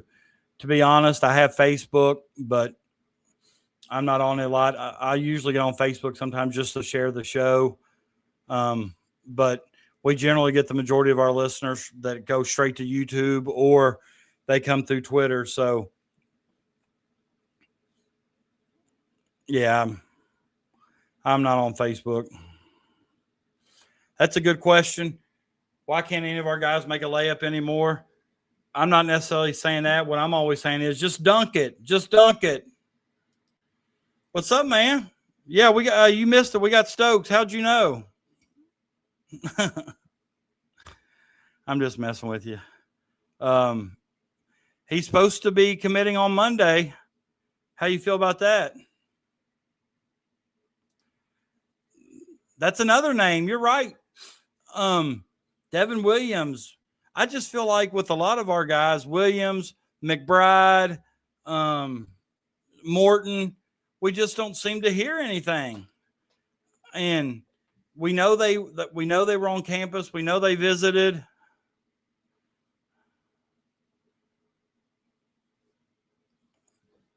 Just I don't know. I just wish I knew. And like I said, it's obviously their strategy not to let us know. Shane says that Oway average shot 47% on layups. I can't say 47% is accurate or not, but I feel like it probably is. I feel like he missed a lot.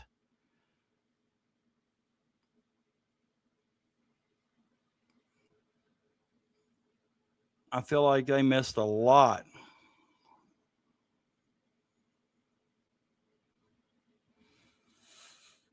I don't see anything on my...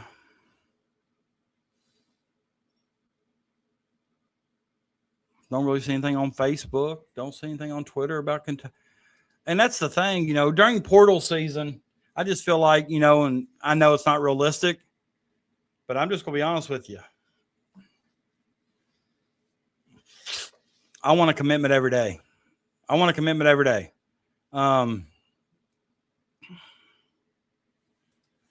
Peanut, was you here when I said that a lot of people feel like the McBride visit went south because Kentucky was recruiting him to be a backup piece?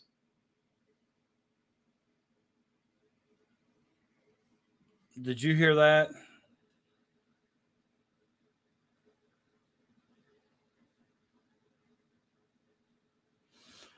It's funny. Whoever just asked about Grayson Compton, I just got a text about him. Let me see. And their exact questions is this real life? I'm still going to say no. He says Kentucky guard 6 foot. And here's why I'm going to say no. One, he looks like he's about 13, 14 years old. But two, let me share my screen with you and I'll tell you what my thoughts are on old Grayson Compton.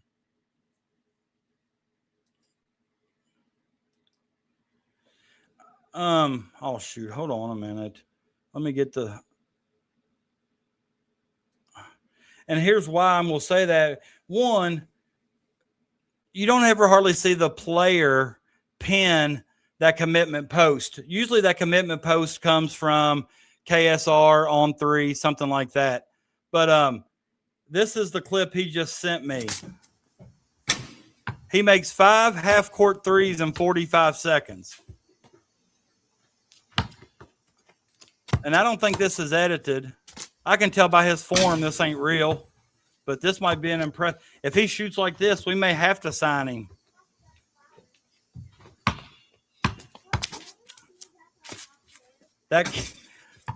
I now know this isn't real, but I mean, how is he not hitting those cable wires or those electric lines, whatever those are?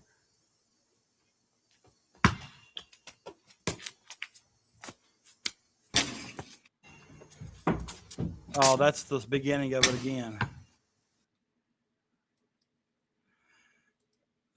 So I will say this. I think that confirms to me that no, it's not real. But I will also say I felt like it was pretty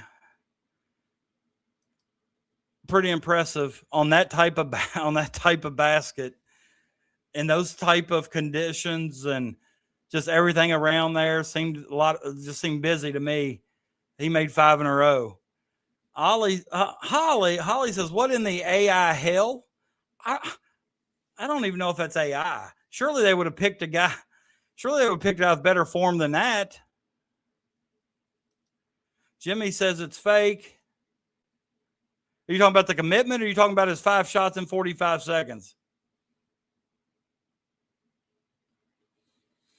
I heard McBride probably better overall than N'Diaye right now. N'Diaye seems to be pretty raw. Yeah, they've used the word project some, but if McBride's at his best and N'Diaye's at his best, I don't think there's any comparison.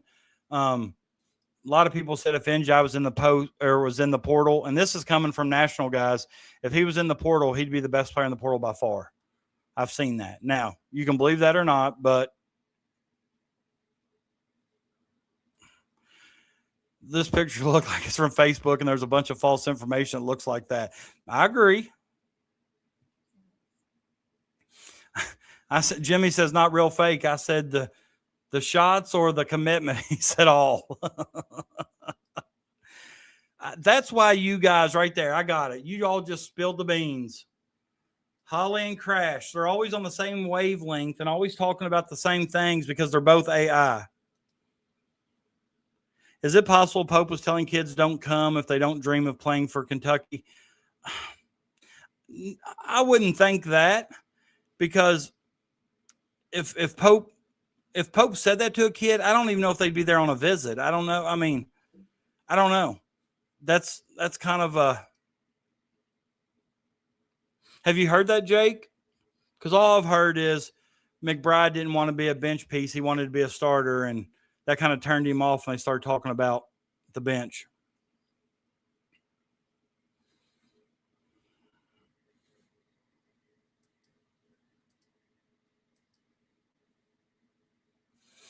All right, we gained a couple more subscribers. We got as many people watching now as we had early on. So if you're new here, keep subscribing. But Crash, have you heard that? Have you heard that Pope's telling people that, don't come here if you don't dream of playing for Kentucky? Which leads me to believe, did you all see the video today that's surfacing online about the kid that said he always wanted to play for Kentucky, but now that Cal's left and going to Arkansas, Kentucky, he wants to play for Arkansas. So, we've talked about it in previous shows, how a lot of these kids aren't going to the university for the university anymore. They're going for that connection with the coach. They're going for the coach, the NIL. When Kentucky did really well in recruiting, I think it's because Kentucky was the biggest brand, and a lot of people came to Kentucky just because it was Kentucky. But like somebody said up here, Pope acts as if recruits stepping into Rupp makes their nipples hard. I don't think he asks them that either, Peanut. But honestly, stepping into Rupp Arena doesn't have the same nostalgic effect that it once did. Once before, like I said, Kentucky probably didn't have to recruit a whole lot.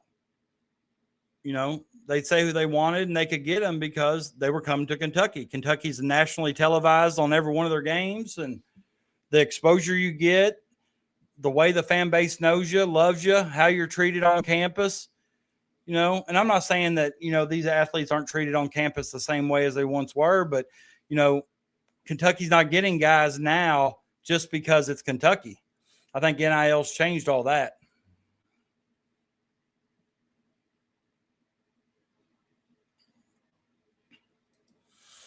Shane says it's not about the school anymore. It's all about the money. I'd say 80 to 90% of it is about the money.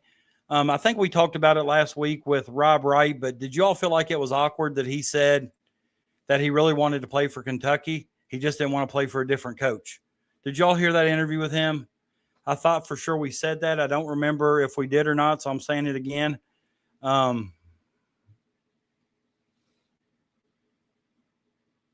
thought that was an interesting comment from him, considering it was interviewed on BYU's campus by BYU media. I thought that was kind of a strange.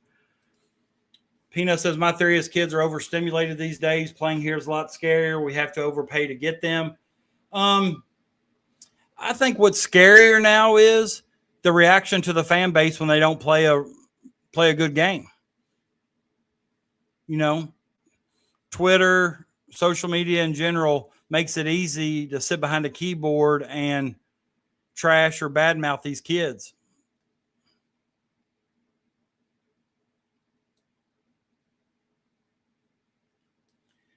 $4 million we would have had right.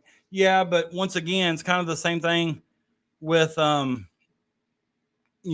these guys, Rob Wright and, not just him, some other guys. I think Donnie Freeman was one that, they're using Kentucky for leverage now to get more money out of these other schools. I think Pope did the right thing by not giving in to Rob Wright, because if he gave in to him, that message would have quickly spread to other agents, other players, and before you know it, Kentucky would have been ran over. So I was kind of glad to see that And I don't know if that was Pope's decision, Keegan Brown's decision, since that seems to be the reason that they hired Keegan Brown. But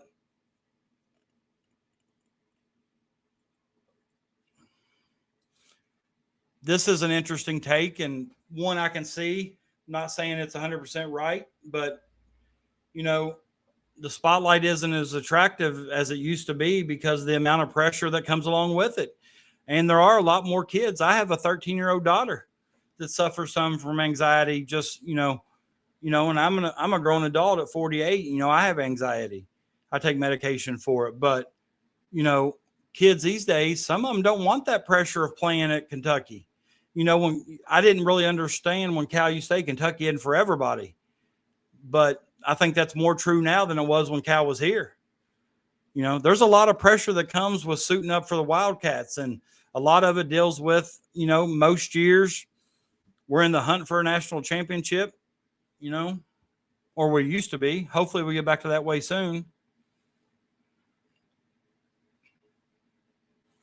I just, you know, the thing that, you know, with this NIL, and not necessarily NIL, so to speak, but just with the amount of money these kids are making, it's just, there's no way they can continue to call it NCAA basketball because these kids aren't amateurs anymore. They're far from amateurs. They, you know,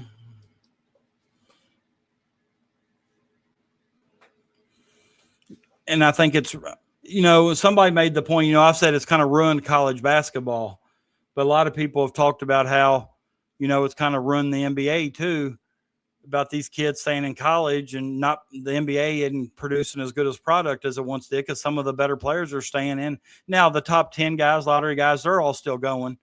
But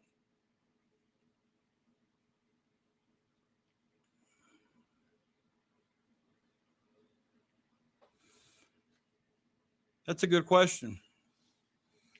If you were told you could get $1 million to play at EKU or $1 million to play at Kentucky, what would you choose? I'd say that line behind you would be awful long going to EKU, Peanut. Kind of a good perspective to put things in.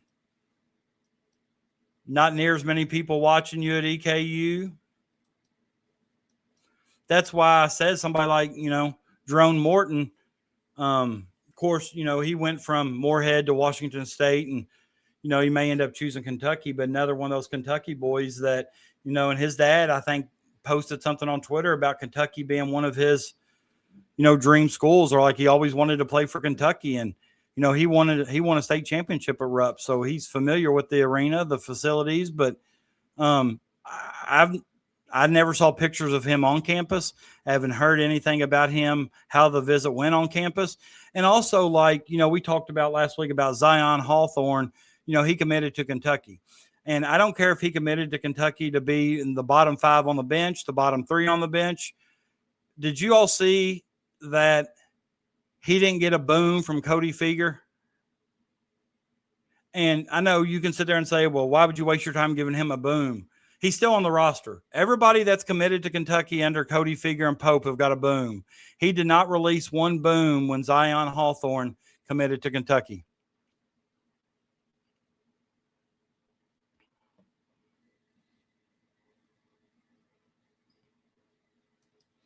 Shane, they're betting in the NBA.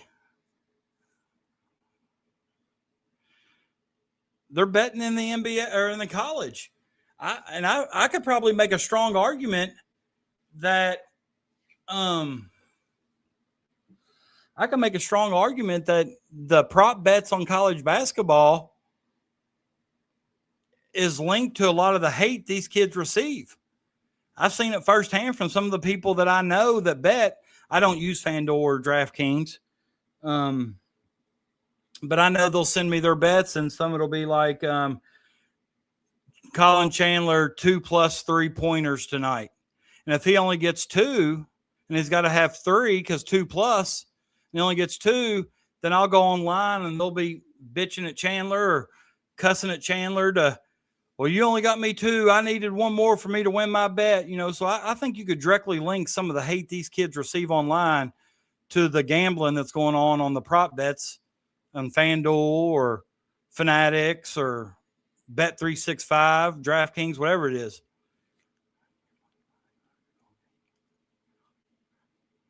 I can only imagine. I can only imagine. Because I know what I would be saying to him if I was the one guarding him. You can't even start on one of Kentucky's worst teams. That's what I probably would have said to some of them. Jasper Johnson, you're playing 3 minutes on Kentucky's worst team. You're a 5-star? That's what I would have been saying to him. I like talking trash. It made me play harder, made me play better. I may even have stepped my game up. But I hope Jasper figures it out at Oregon. I really do. I think he's a good kid, and I think he got some unfair, unnecessary hate last year because, playing 2 or 3 minutes a game and forcing shots and turning the ball over the way he did, and never really got an opportunity to kind of get enough minutes to, I guess, to work on it or improve on it.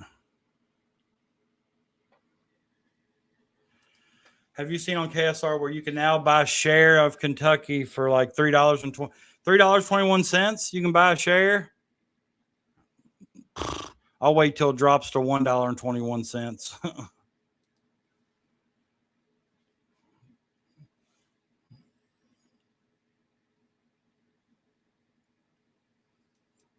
I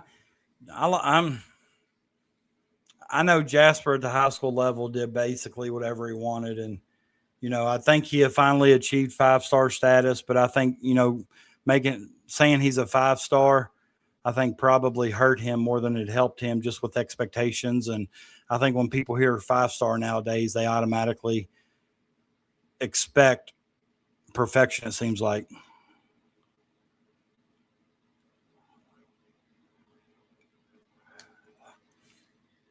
This right here it's a good point too. It's like when you see an Escalade broke down when you're driving by in your Corolla, all that money for what? And, like we talked about 2 or 3 weeks ago about the amount of NIL Jasper got. Even if the money they leaked is true, $2 million and a car, I definitely feel like he's overpaid. But, he could have been one of those ones that got $2 million for 2 years and basically $1 million a year, and don't know if they included that language in the contract for a buyout or what.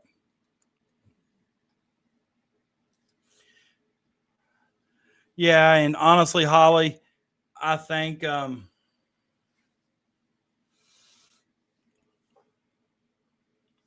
I think some of that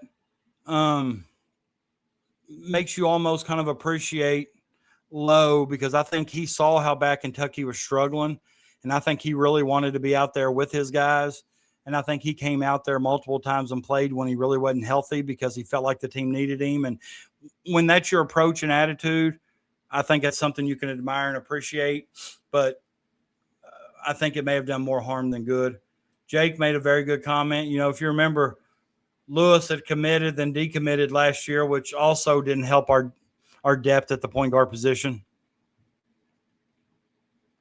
But I think Lewis was back in the portal, wasn't he? Didn't he transfer from Villanova or somewhere?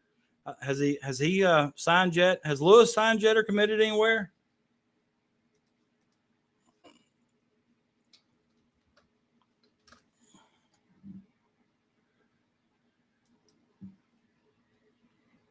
Yeah, I know that, Holly.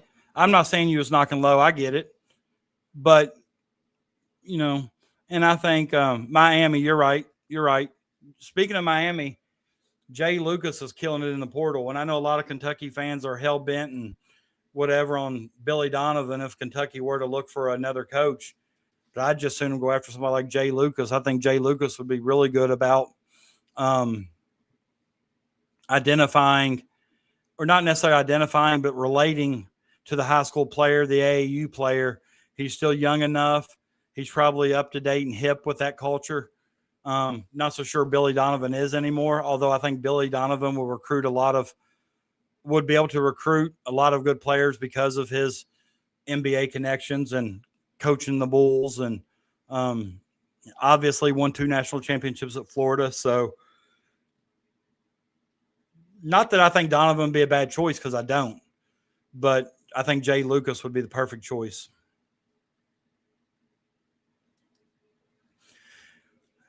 Definitely more reliable. I agree. It's not a Ferrari, but we'll get you where you need to go consistently. And plus, Billy Donovan's 60 years old now. I'm not 100% sure he wants to get back in the college game. I know that he's been linked to Kentucky and, other teams or universities.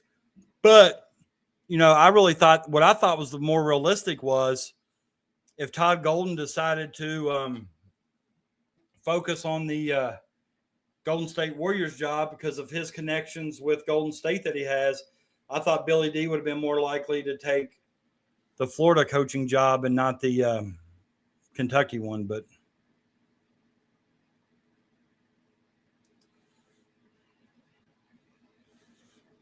the problem is the fans pressure him to try. That could be true, but I mean, in all honesty, if our coaches listen to the fans on who they should be recruiting, that's a problem in its own right. Holly, I heard that Mark Fox wasn't going to be back next year. So if they're just waiting for June for his contract to be up, I don't think he gets renewed. I think I asked last week, it may have been later in the show, about Mark Fox, because all I heard was he would be one of the first coaches to not be rehired. But if they know they're not renewing in June, don't have him out on the recruiting trail, because I honestly don't know. I mean, I'm a Kentucky boy through and through. I'll always bleed blue and white. But if I was a 5-star kid out of the state of Kentucky and they sent Mark Fox to recruit me, I'm not so sure how serious I'd take it.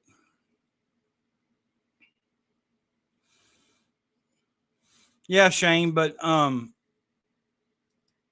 I think Pope's first team was a lot better. Fans were okay with his first team because I think he had the pieces that fit his system. What I think he did last year that was different was I think he went out with the intent on spending a lot of money and didn't necessarily find the talent that fits his system. And I think we saw that. And I think that's why they struggled. I did hear that too.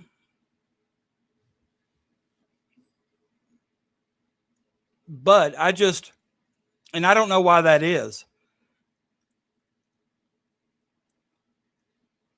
Because we talked about it too, how when you watched him in the Jordan Brand Classic, like his vision's next level. He shared and passed the ball really well. I can't imagine why you wouldn't want to play with that guy, because he's going to draw 2 and 3 defenders almost every night and every possession. That should open up a lot of open shots for somebody.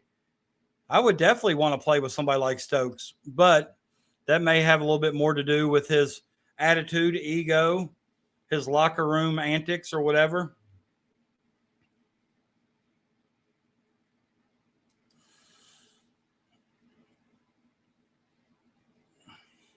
Yeah, I can see that. I do know Fox gave Pope a job. I do know they're tight, but I think Pope's first year at Kentucky, I think Kentucky wanted a veteran on his staff to help him out. Going from Utah State to Kentucky is a pretty big jump. Don't care who you are. I mean, coaching at Kentucky is a whole nother beast. He overachieved with lesser talent in year one. You think he had lesser talent in year one than we had in year two?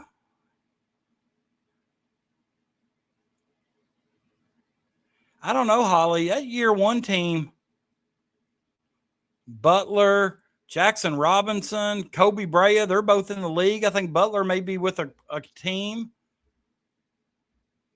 I don't know. That year one team I really liked. Andrew Carr I liked. I liked Alma. See, Almanor was one of those pieces that fit perfectly. Came off the bench, hit shots.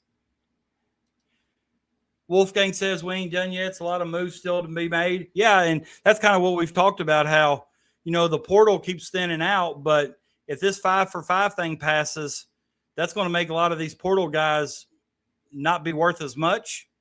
So they probably would have benefited by committing earlier. and it's going to decrease their value.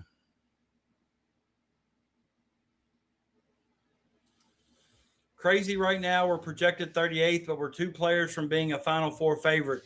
1 elite player, 2 good players. Yeah, 2 good players. I agree with that. I didn't realize we were projected 38th. That's kind of disheartening. Year 1 was a Camry. What was year 2? A beat-up blue Kia. Lady bass player. Hey, thanks for coming by. If you're new here, please give me a like and a subscribe. Has Ousmane been cleared to play? Let me read to you what we talked about earlier.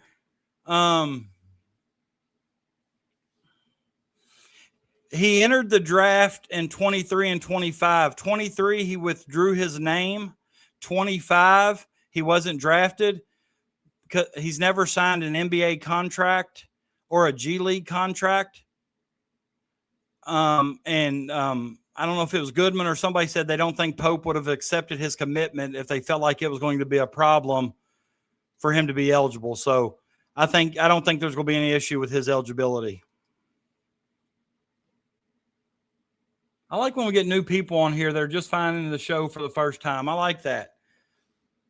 So, lady bass player, if you are, please remember to give me a subscribe. Year 2 was a ragged scat pack. He has been cleared academically, but not by the NCAA. I think that is correct. And I don't think that's going to be an issue. I really don't. Hold on a minute. I gotta give Holly her props here. Or Holly. She's here. I'm talking about lady bass player. She says this is her first time coming through, so I want to give her a thanks for stopping by. I love them as a team. They just weren't big name. Yeah, and I think that, and I honestly think that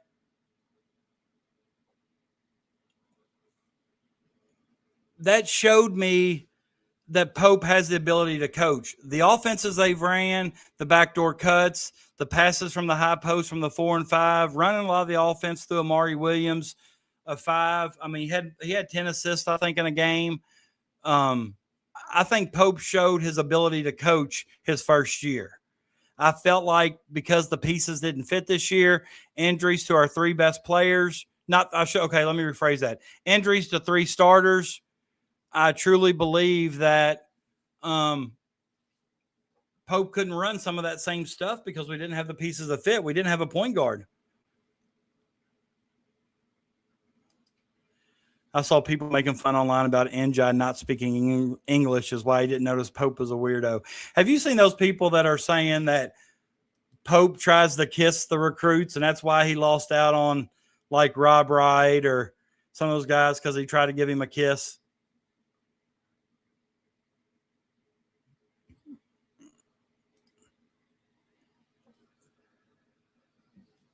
There was a lot of seniors. Andrew Carr, Butler, Almanor, Williams. Who else do we have? There's 4.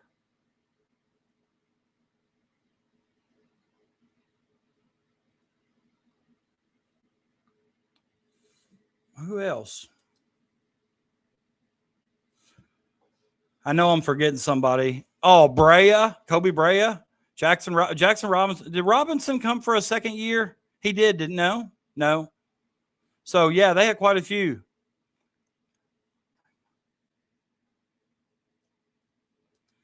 Now, I'll agree with this. If we would have played with Lowe, Quaintance, and Cam, I think it definitely would have been easy.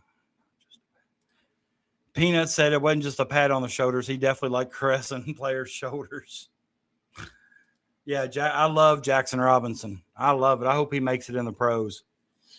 I don't know if he will, though. I think he's probably on a G League team right now with no college eligibility. Why are they saying Pope is weird? I just think it's – and some of the people saying it online, I think there's been some leaks from players he's recruited that have said that some of the things Pope did just kind of weirded him out a little bit. And they haven't really said what those things are. Paycheck says he has not heard that closing has anything to do with Pope's personality. It also has been said online that Pope preaches Mormonism to him. I don't believe that. I think that's just people being silly. Pina says, I'm a big Pope guy, and I think he's weird. I think he's super smart, and a lot of times super smart and being able to relate and connect with people sometimes don't go hand in hand. But I think his first year, I think I saw what I needed to see from a coaching standpoint, and his recruiting was on point the first year. I don't know why he tried it. Is there any reason, maybe Crash, is there any reason why? What's up, Daniel? What's up? Thanks for coming. Crash, have you heard anything, a reason why Pope was able to recruit the right pieces his first year, but the second year he tried to change things up and went out and spent $22 million on pieces that didn't fit? Right. Everybody does love Holly. I tried to take her out till I found out she was married. Holly, I just said that. Are you trying to steal my words? I'd let you if you married me, but your husband won't allow that, so.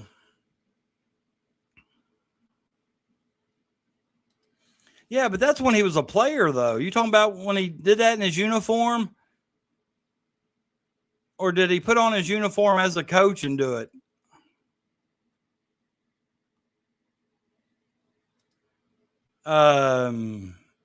No, but I do know that JQ is highly intelligent as well.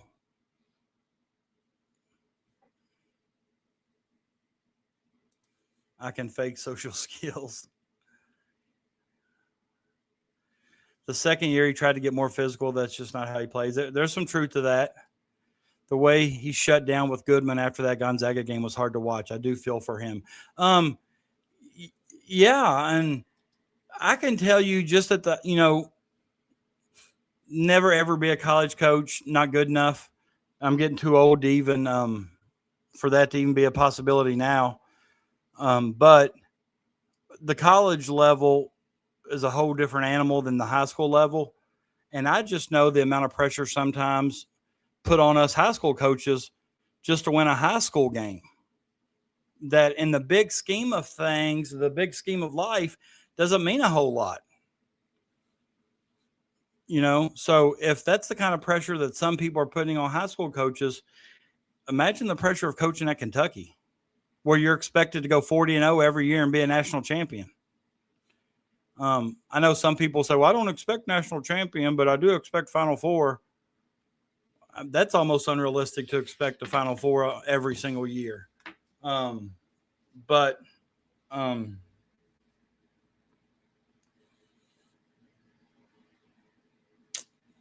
not sure.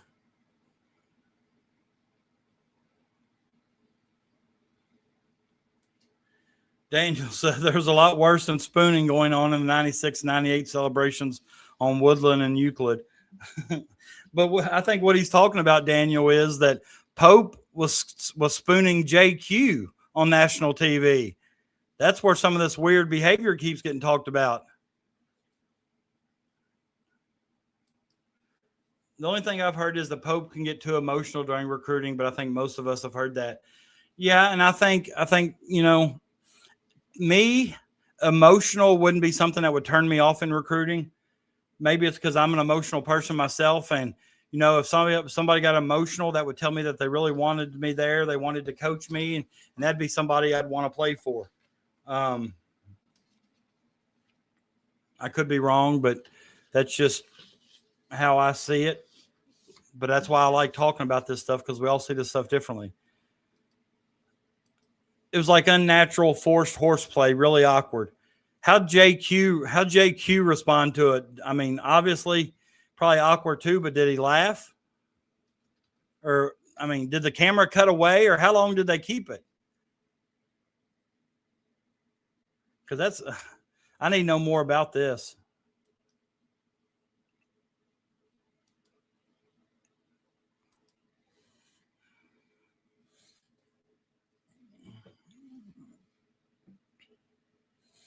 Because I mean, I think when you the one thing I try to say to my kids all the time, or when I talk to the media, the one thing I've noticed, I've coached over 20 years. I've won over 6 or 7 district tournaments. I've won on the boys and girls side. I won 3 girls class A's, 2 boys class A's. I have been blessed, but I think the one thing that helps me is, these kids don't care how much you know until they know how much you care. And I've always been able to establish pretty good rapport with the kids. I've always been able to get on them pretty hard, coach them pretty hard, but also be able to put my arm around them when it needs to be done. And, kind of get to know these kids as individuals before you really get to know them as basketball players. But yeah, it's, these kids will give you all they got if they know you care about them. That's for sure. That is for sure. I agree with that 100%.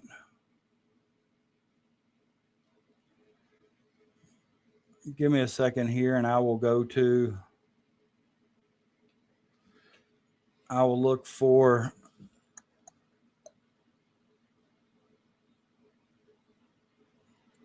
any more. Just look up CBS Sports Mark Pope. It was JQ playing Pope and Chandler in speed chess at the same time. JQ won and Pope kind of tackled him.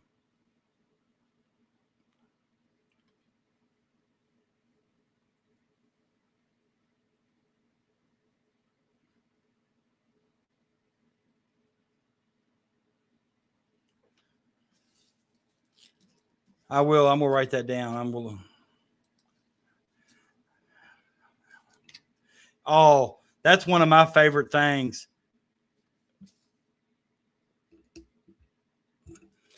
Put that water bottle up there and squirted it, and it hit him right in the eye. That was so funny.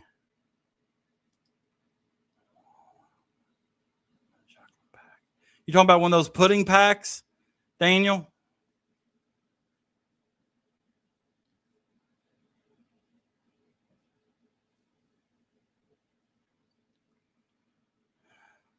Yeah, one of those pudding packs, yeah. It'd been even better if he'd had white shorts on.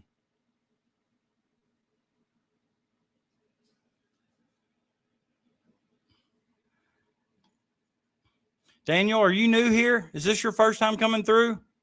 I don't recognize your name either. If it is, give me a like and a subscribe, please. I love getting new people. Love getting new people.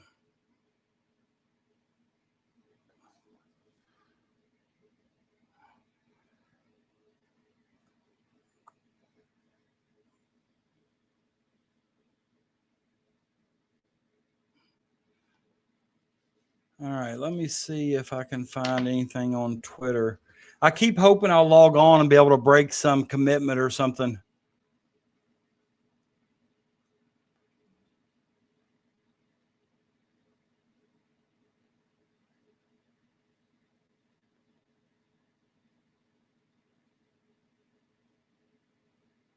Man, nothing Kentucky at all. Everything is Cincinnati Reds. Which I like the Reds, but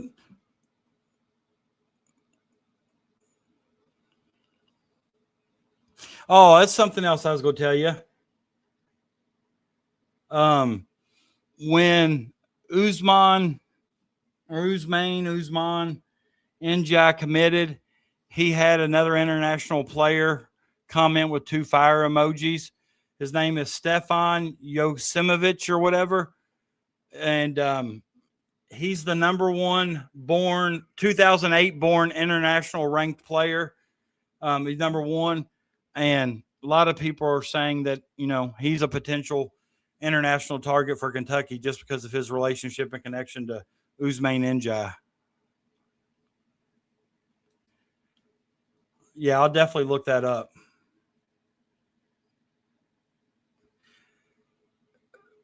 Jordan Coleman, I don't know if you all follow him. He's a True Blue guy.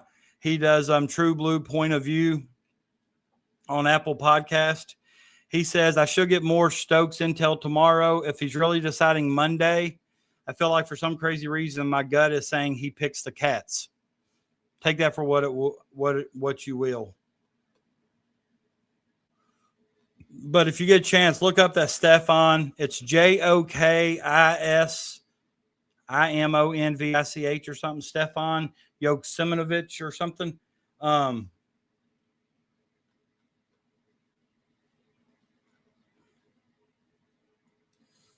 I think he's like a 6'7" guard or shooter. I think that'd be nice to add him. Which, if you remember, Matt Jones said several days ago or a week or so ago, that Pope would have a couple international players on his roster this year. Yeah.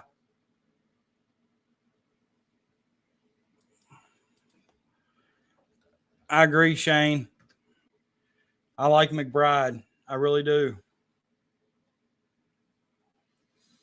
Definitely plays hard. Definitely be somebody that, his work ethic is so hard that, it could be contagious for some of the other guys.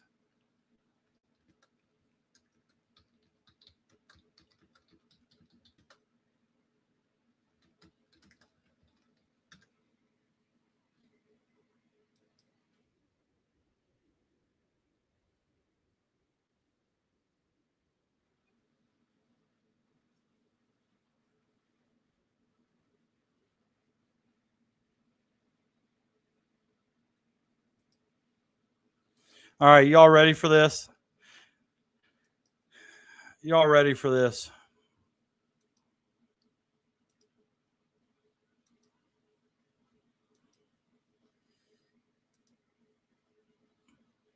Let me see if I can get the volume up here. Check.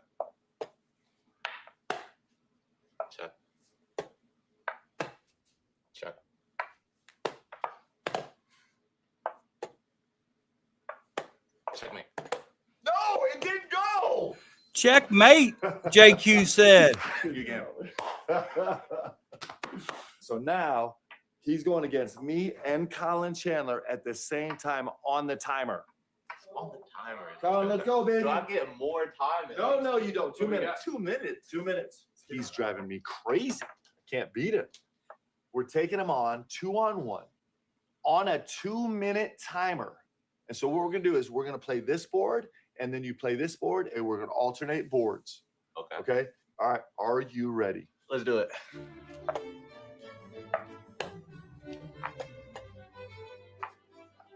Your turn. Man, that would be tough. This is the first time I've seen him even think he feels any pressure whatsoever. This is not good. You cannot leave me stuck by myself. Okay, my turn. I'm not intimidated by you at all. Let's do it. Only a little bit. Not at all, only a little bit.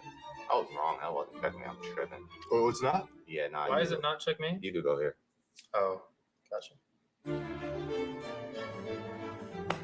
Colin Chandler doesn't appear to be as advanced as Pope and JQ. We both. You have 2 bishops on white. That's true. I'm taking the victory. I'm taking the win, baby. I'm taking the win. Yes. Yes. First time. Woo! What?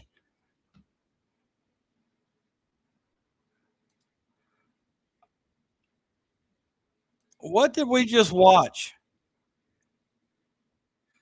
What did we just watch? Like, why did he even, I mean, if he's claiming victory, it's not that I see anything wrong with it, Crash. Like, it's just awkward to me. Is that not awkward to you?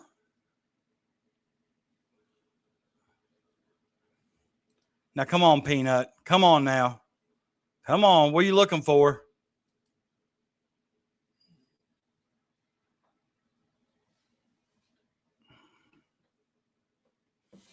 I don't know, Crash. It just, something seemed odd about that. Like, I will say this. JQ didn't act like it bothered him.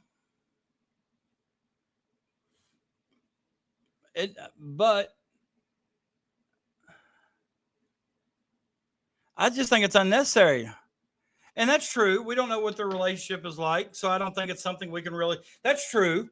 And, you know, and like I said, that, you know, he did laugh about it. I think he did that because JQ was doing that on 2 boards. Maybe so. But I'm not going to say, but that, I'm not a great chess player. I know the pieces. I know where they can move. I don't always know if I got check or checkmate or whatever. But my gosh, that seemed like that would be tough. Play 2 boards, speed chess.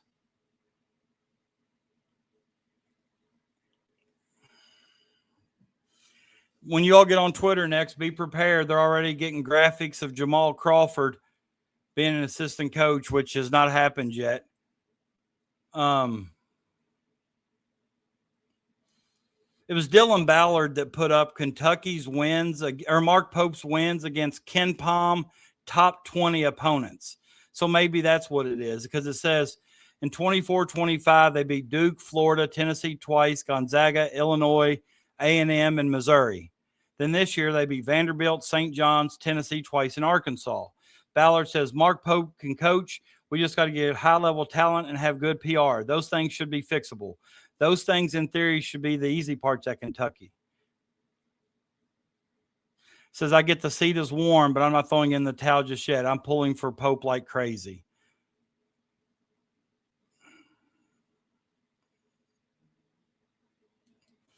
On the first date, if he's on the first date with his wife, then makes me kind of like him even more. Huh? I just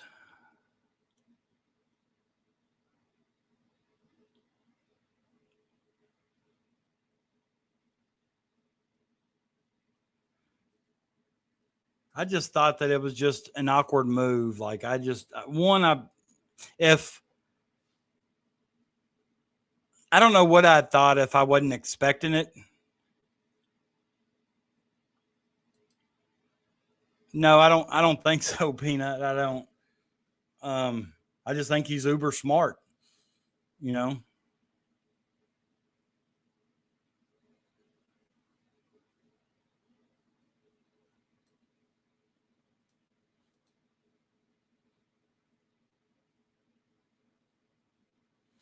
It wasn't Cooper Flagg would spin that way. Well, yeah, was that who it was when he said that they would spin that way when he was when they played Duke? Was it? Yeah, it was Cooper Flagg.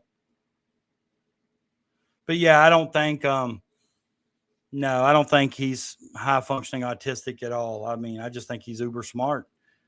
And a lot of uber smart people play a lot of chess. Yeah, I agree. I've had a lot of autistic trainings as a special education teacher, and he doesn't fit the bill. But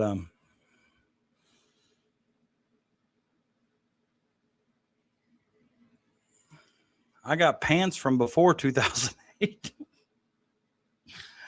Well, I probably do too. I mean, but he's 18 years old. If he comes to play at Kentucky with Ousmane N'Diaye, he's a 6'7" wing, I think, that shoots the ball really well. I'll take him.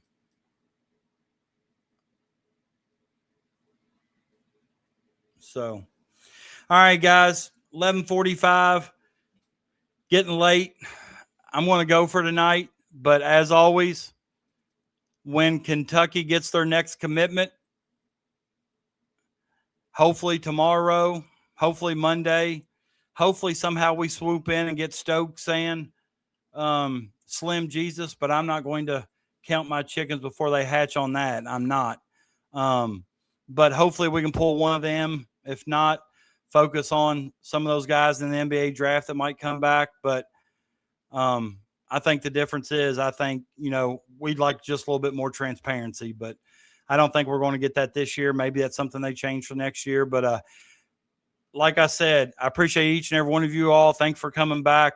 I enjoy talking basketball, and I'll be back on the next time we get a commitment. So until then, stay hot.